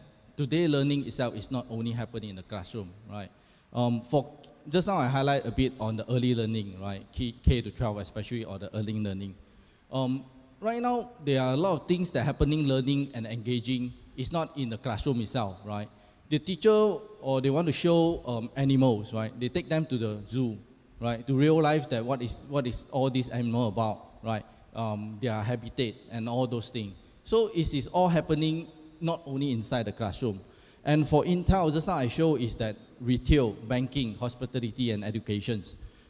These are all the divisions that we look into, or the segment we look into in the IOTG, so that we have a holistic view of what is happening and what we technology deliver that to meet the need and demand to the end user. So today my sharing is on the 3 part, right, which is on innovation, technology, and the power of data, right? So just now I think the VC talked about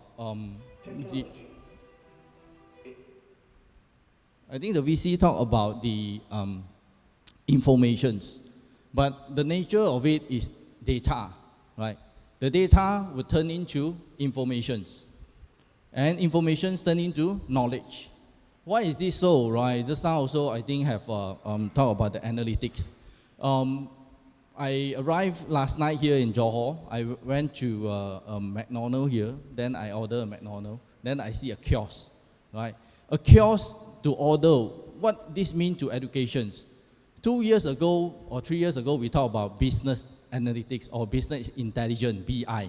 Of course, today we talk about AI, but the BI has been get maturity, what I'm trying to say. Right? After 2-3 years, I've been talking about BI. The student has been prepared and got ready to do a BI. What does that mean by BI? Do you know that the kiosk, McDonald's want to do it, or any of the retailer want to do it, is because of the manpower costing reductions or more effective ordering? Actually, it's all about the informations and the knowledge. They want to know buying behavior.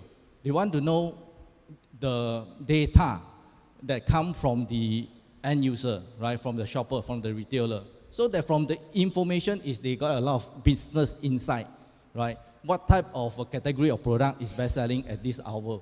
So all this, it can be a click of a button and selections, they will know this data, right? So this is the very important paramount before we talk about education and deliver education, and also measurement of how successful we deliver educations.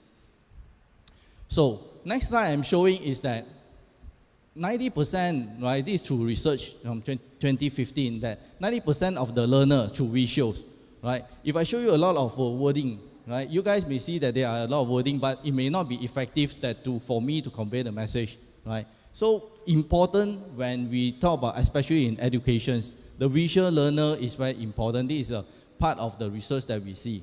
And how we to design product that coming with visual and compute power that equipped with this.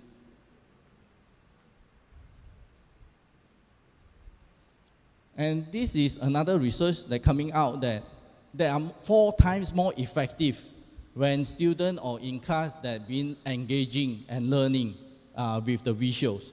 I think throughout this morning presentation, there are a lot of keywords that I learned from, right? Interactivity, right? That there will be questions that not only purely presentation and keynote speaking, and then the participant or the audiences listen to it, is more interactivities. And engaging, how we engage it, that especially happen in the classroom. How the student find engagement that throughout their learning cycle. So this is also from the research saying that the visuals improve the learning by 4 times more effective. Now, this is more on the data. Just now from the video, you guys see that from smart connected device to edge to cloud computing. And then from cloud computing, you go to the artificial intelligence, which artificial intelligence, I think many knows, right? Face recognitions, we now use the handphone, we see a lot. Facial detections, right? These are the things that need to happen, and it needs a lot of compute power to do all this processing, right? To differentiate between person A and person B.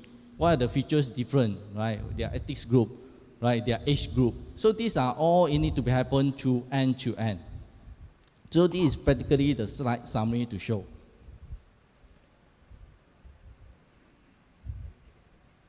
Next, So we talk a bit on the visuals. So I think throughout the innovations, right, we see the typical 1980s classroom, right? We can see a lot of chalkboards, or what we call a whiteboard, right? That teacher will be writing and then the student will be doing copying and learning out from it. This is part of the visual. And then from there, the evolution, of course, you guys can see from 1990s to whiteboard with some color that coming in. And then some of the digital, even video projector. That video projector, we see the problem is that lifespan, shadowing, and all those. And now we come with all the multi-touch today, right? That you can see at the demo area that they have a multi-touch interactivity. Practically is unlimited spaces that students don't need to be rushing to do copying, but their time is more for learning purposes. Okay, and this is where training changed the learning experience to the student, right? So this is the a bit on the video on the educations that I want to show.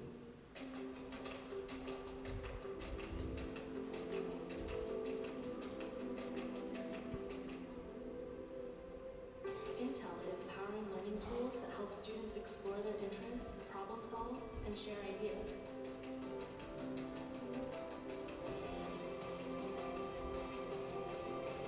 All enabled by Intel Core processors.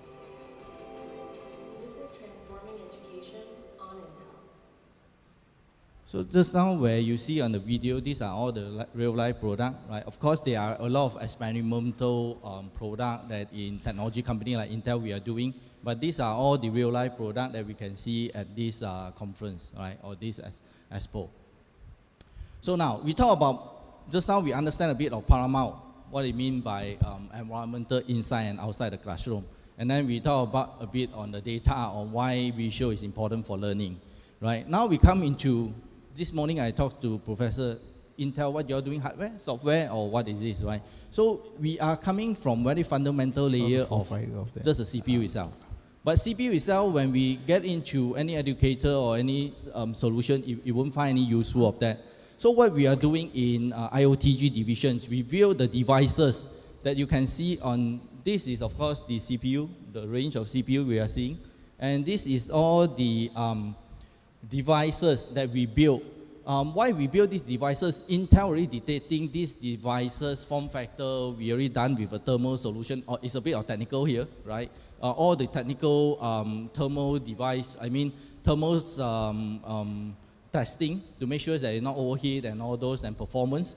So what we share with our partner ODM and OEM, right? They build the devices. For example, ViewSonic built this device. They're focusing on their panel, so and the touch. So what they do is they need a compute power, they will slot into the devices that what we call open pluggable specification is at the behind of it. So that's why we call Intel Inside as always, right? So this is all the devices that we are building from Internet of Things groups in Intel. And these are all the devices, we call it a product category that we build, right? We have all this ready product, right? In a campus like this, right? It's a beautiful campus, like I said just now. When a visitor come in, right, they want to find informations. Where is this building all about and what are the events coming up? For new student, for visitor, it will be very useful. So if there is a outdoor kiosk, we call it, right? So these are the kiosks that we see, and it's not applicable to only education or for campus. It can be happen in the public area like metro stations or the public areas that with a heavy flow of people. So with a signage as well that where today's conference is about, what next is all about. These are all the solutions that we are building. And this is the edge device because it's a visual data device that doing all the transcoding, translating. The VDD is very interesting device. Just now I hear some of the presenters talk about that. They record the classroom, right? So actually right now the classroom, it happened that they are also inbuilt with camera. What does this mean by inbuilt camera? The camera one in the front, one in the back, to capture the classroom going on. That real life that they can go and do a recording, or even they can do a remote classroom. Especially for higher learning, right? If a student want to get a lecturer from your affiliate, especially for university, your affiliate with university in overseas or what, for some professor to share with their idea. So all this can be done remotely with the enable of the technology today. Right? This is all has been happening. Right? It's not that we are talking about futuristic or it's a lighthouse project. It's all has been widely implemented in many universities or even in the classroom. So this is what we built in our toolkit, right? Presenter just before me talked about the analytics, right? We are seeing that some of the school, especially for K-12, they even utilize the space that instead of typical classroom that this is for one Kuning, one Merah school, then they will use it for morning school and afternoon school. But now we see that the classroom, they have been used for dedicated purpose. This is for remote classroom for recording and broadcasting purpose, and this is for AI lab. So these are the classrooms that can be used for different purposes. It's just like university. University, you won't have a classroom that you go for, or you will go for auditorium, right? Auditorium 1, auditorium 2. Depend on your lecture or your facilitator, which lecture hall that they have been booked. So we even see this in the K-12, so that they have been using all these toolkit to train the kids, to prepare them for the next level of job market needs. So this is an edge device that there are many different OSs, right, different apps that we can see this morning presentations. So these are all we built as an agnostic level that technology can help to make sure that it's not only get ready for our students to learn and engaging, but it's also prepare them for the necessary skill for the tomorrow. And then this is a public and private cloud. I think everyone knows about cloud. Now these are the building blocks of the toolkit that we built, right?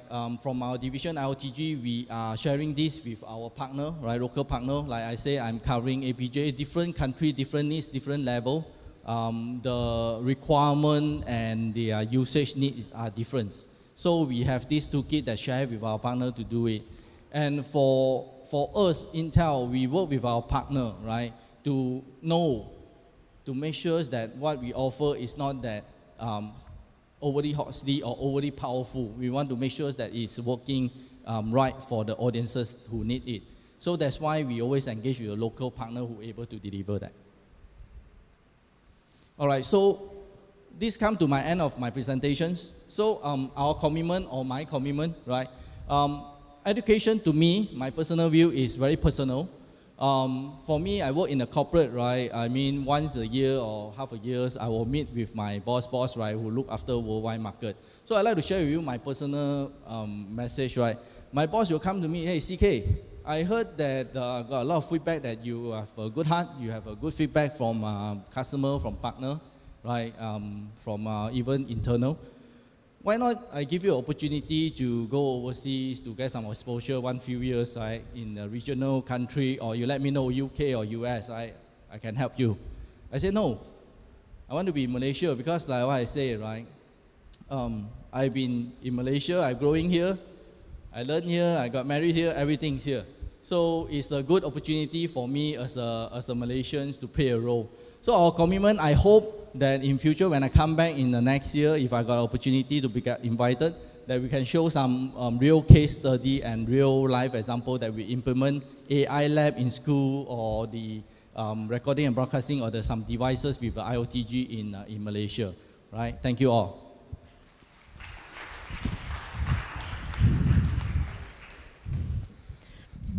Thank you to Dr. Wong Chi Keong for his interesting keynote speech.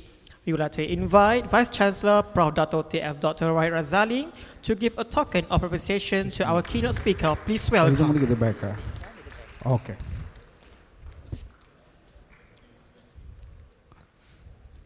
Thank you. Now we have come to our last keynote speaker. We would like to invite Mr. Kalakovan Anthony, Chief Technology Officer from Server Dynamic IT Solutions Berhad, to share his sharing entitled Paradigm Shift on Learning with AI. Please welcome Mr. Kalakovan Anthony.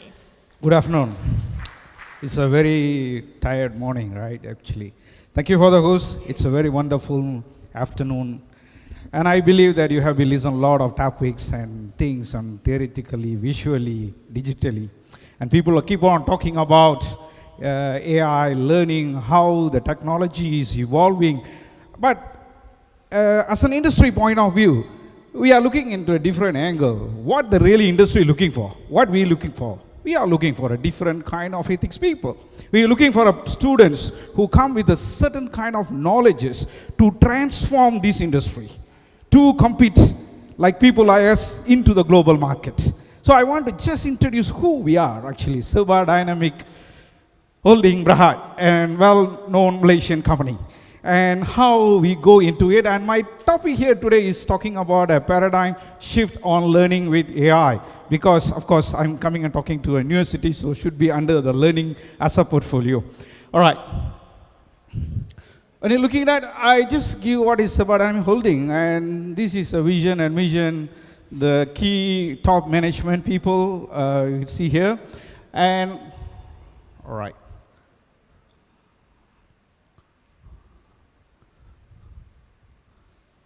Okay, so just give you an example. What's the key facts about Serba Dynamic Holding Berhad?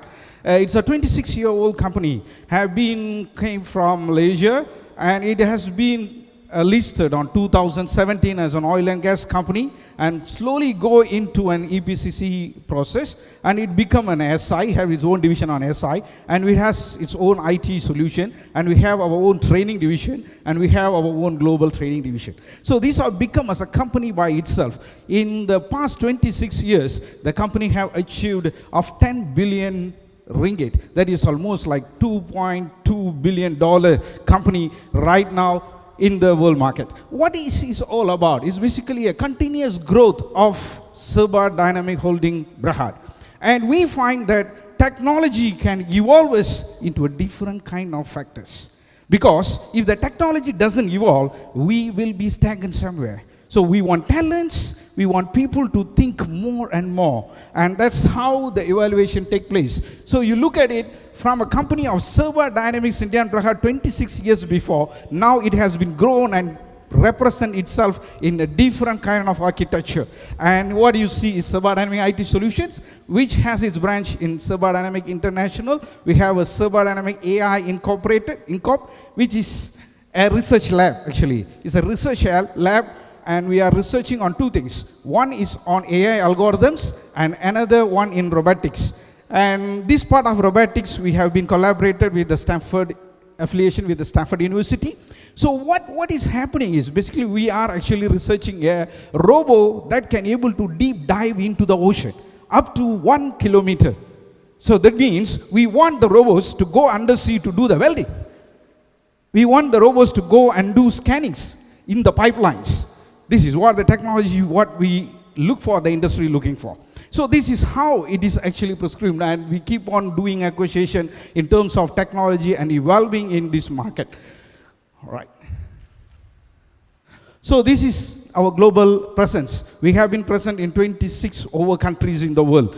And with this, we have the major oil companies as our customer. And not only that, actually, we are moved into IT-related capabilities. 12 years ago, when we are talking about as an oil and gas company, we want to start an IT division to grow the company as a technological company. We came with this idea of Serba Dynamic IT Solution. And it has been grown very well, and then we have been establishing all over the world as well.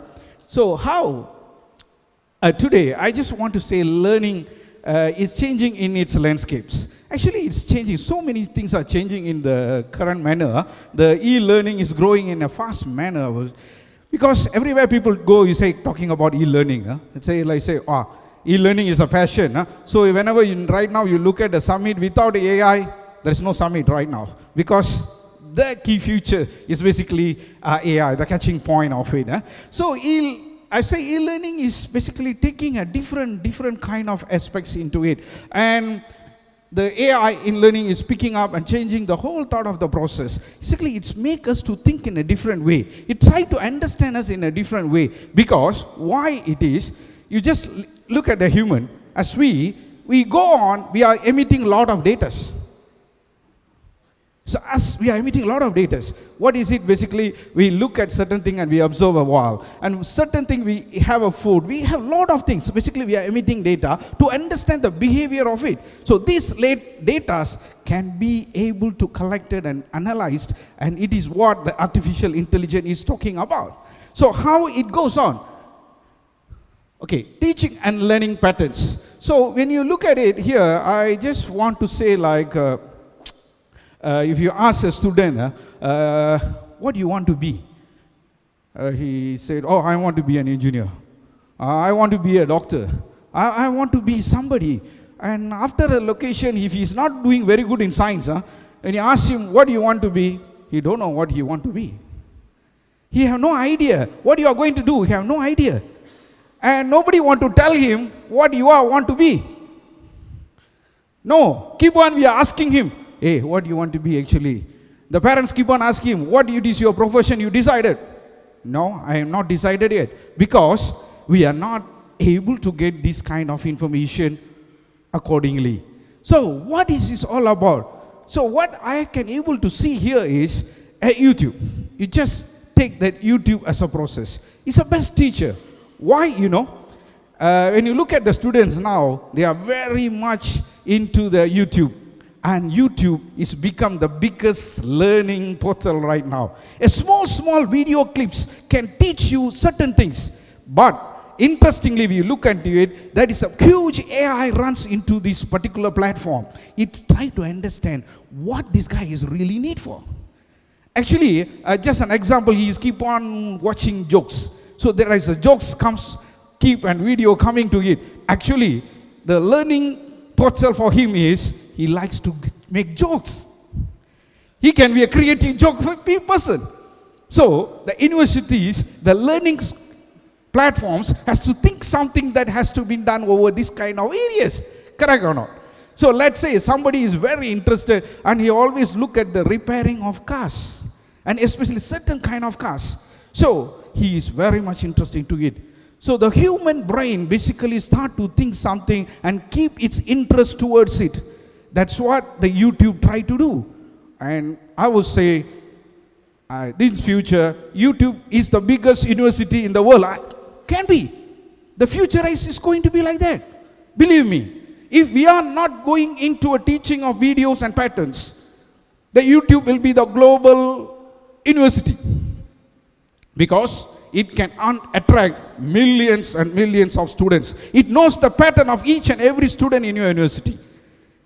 So we need to teach them in a video learning basis. Understand the academical position. Strategize ourselves. That's where you can create an intelligent, well-known people into the world. And an interesting portion I want to tell you is basically I was having an interesting chat with the VP of Petronas, and he told that he had 120 data scientists and he's recruiting more. Data scientists. See, why you need a data scientist in an oil and gas company? And 120 people. It is basically, he wants these data scientists to understand and analyze exactly what is happening into the plant, where they can optimize. And they have roughly estimated that 200 million has been spent for digitalization, and they have saved $1 billion. Look at the way a platform thinks of the end user looking at it. It is basically shifting the whole thing. So teaching and learning patterns has to be changed in a very dramatic way. That is actually happening in all this kind of industry. And it is happening as a digitalization and AI process.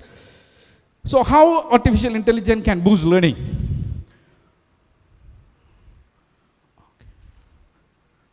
All right. Okay. So personalizing and democratizing the education with technology. So there are a lot of things that we can able to learn from him. Whenever he start to come in, you just imagine every gadget that he has is emitting some kind of data, right? I don't know, because you look at it like when I was talking here, some people are watching videos. Maybe there's very interestingly, they have something in that video. And people coming into the entrance, they are looking at something into it. The students try to behave something in his phone. So basically you have to take it and trap it and learn on that what is actually he is thinking about it. What is the future that what is he was in his hands. So where you look at it, there are simple things that can able to learn the interest of the students. So personalizing every individual, how can be done? You know, like the teacher cannot go to all the 100 over students and tell them, hey, what do you want?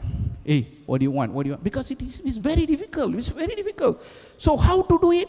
The gadget, what he carry in his hand, give a report to the teacher, hey, actually this guy is very interested in making very good drawings, you know. He likes to watch how to cook. Every day he's actually, when you are learning, when you are teaching about the engineering class, he's watching a video how to cook. So it is basically a different interest. So how it is basically personalizing and democrating of these particular things makes a lot of difference in terms of learning as a pattern. So this is very important. So we need to understand this. So we need to give video kind of platforms into the universities and things to make them understand the student very personally, very personally. So how can AI and the machine transform the education tomorrow? So I would say that it is something like we need a lot of digital kind of portals. As an initiative, Server Dynamic have taken a lot of this, and it's one of the portal we have created as a GCE club. This is one of our portal has been created, and we are just actually, you know what we are doing? Actually, we are actually asking our employees to video record from the gadget their maintenance job, what they are doing, and we are actually putting into our learning portals so that it will help them to learn. And as an interesting process, we even actually have building one VR digital tech park. And we are building two center of excellence, one in JB, in Pengerang, and one in Kuching. So what is this is all about? It is a pure AR and VR technology. And we want this centralized data. That means we call this as a center of excellence. Why we want to call this as a center of excellence is very simple. Any of our customer walk into our center of excellence can able to know their detail of their equipments, what is performing, how it is happening. So we want actually the students to be part of this kind of journey. And student-specific learning. So we have to understand what EU is actually want to be. Because very simple, whatever the positions right now available, it's not going to be exist anymore. That everybody was keep on talking and keep on talking about it. But academically, what is the transformation taking place into this to accommodate this industry needs? Actually, you frankly ask me, I need a guy who have to do analytics of people behavior in YouTube. Yeah, because I think YouTube have a lot of this information. I need something to be somebody who can able to take these dynamics and tell us, hey, how people are interested in ICT. I want to know which are they and what is the keep trending people moving, so we can able to move accordingly. So these are some of the important, and you look at it, there are a lot of things happening into this particular space. And addressing very special need. As I was talking about, we have been having a lab that has been in a research lab, purely does on mixed realities. Purely does on mixed reality. We have been wanted really intelligent students to be coming to our areas to build in this AR, VR, and also mixed reality. And if as an initiative, we are doing the first kind of mixed reality safety induction for Pertamina Indonesia. And we have done bringing 4 different major turbines into a mixed reality environment. You can Google and say like Server Dynamic on mixed reality. You will see that kind of how the equipment has been brought in and how it is maintenance can be done anywhere from the world, how the learning can be happen from anywhere in the world. So it is all talking about the mixed reality and how it is works out. Actually, we don't want to manufacture the component. That's what the picture indicates. We don't want to manufacture the component, but we want to fit the virtual component into the real component and see whether it fits or not. If it is fixed, we want to manufacture it.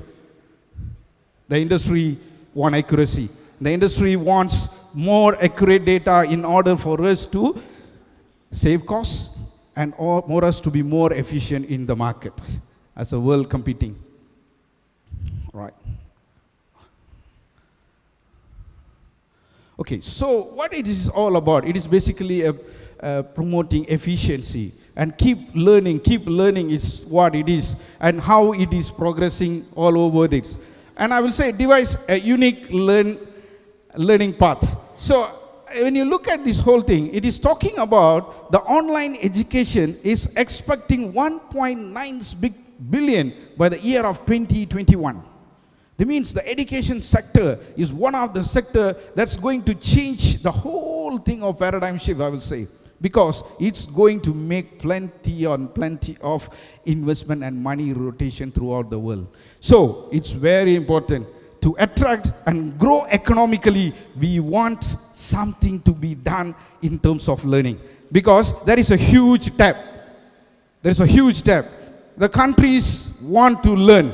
So they want to look and forward and move towards the countries that is already higher grown in terms of technology and learning perspective. So this is where the job, you're talking about the knowledge level, interest, and all these kind of datas that will make the learning to be a biggest industry in this world. So I'm going to about to finish my speech and just give you some kind of an analytic of e-learning. You just look at it actually, when you look at these figures, from 2011 to 2020, you see the current graph says it is almost 37.8 billion US dollars has been used in terms of e-learning. So as e-learning platform take it into the advantage level, the students has to be trained how I can able to teach, how I can able to learn,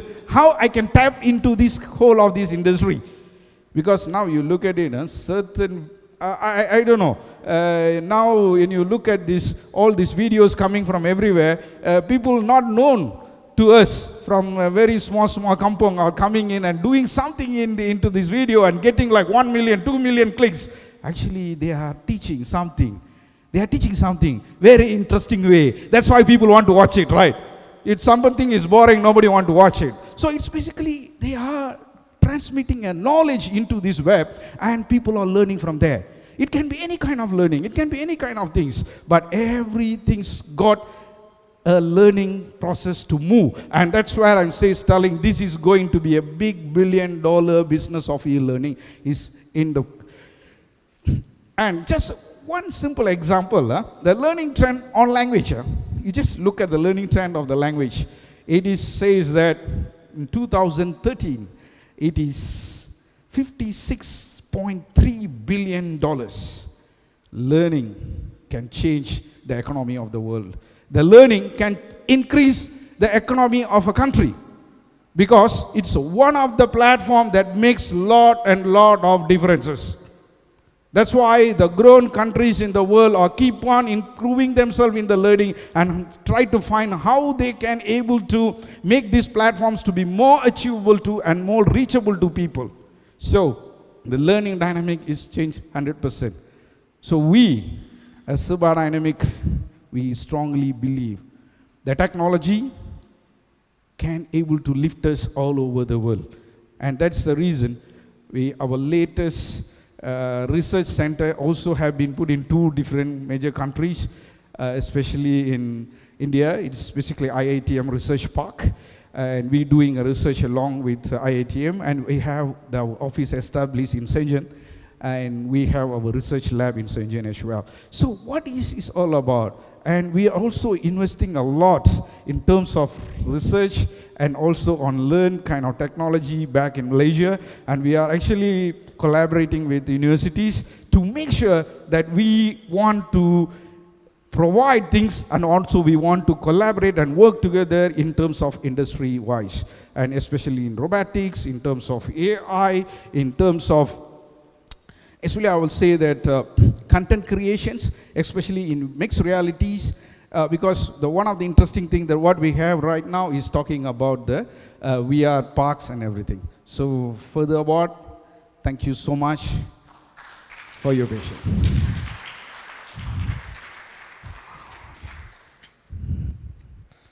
Thank you to Mr. Kalakavan Anthony for his informative keynote speech.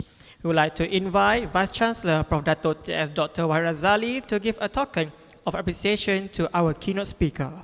Please welcome.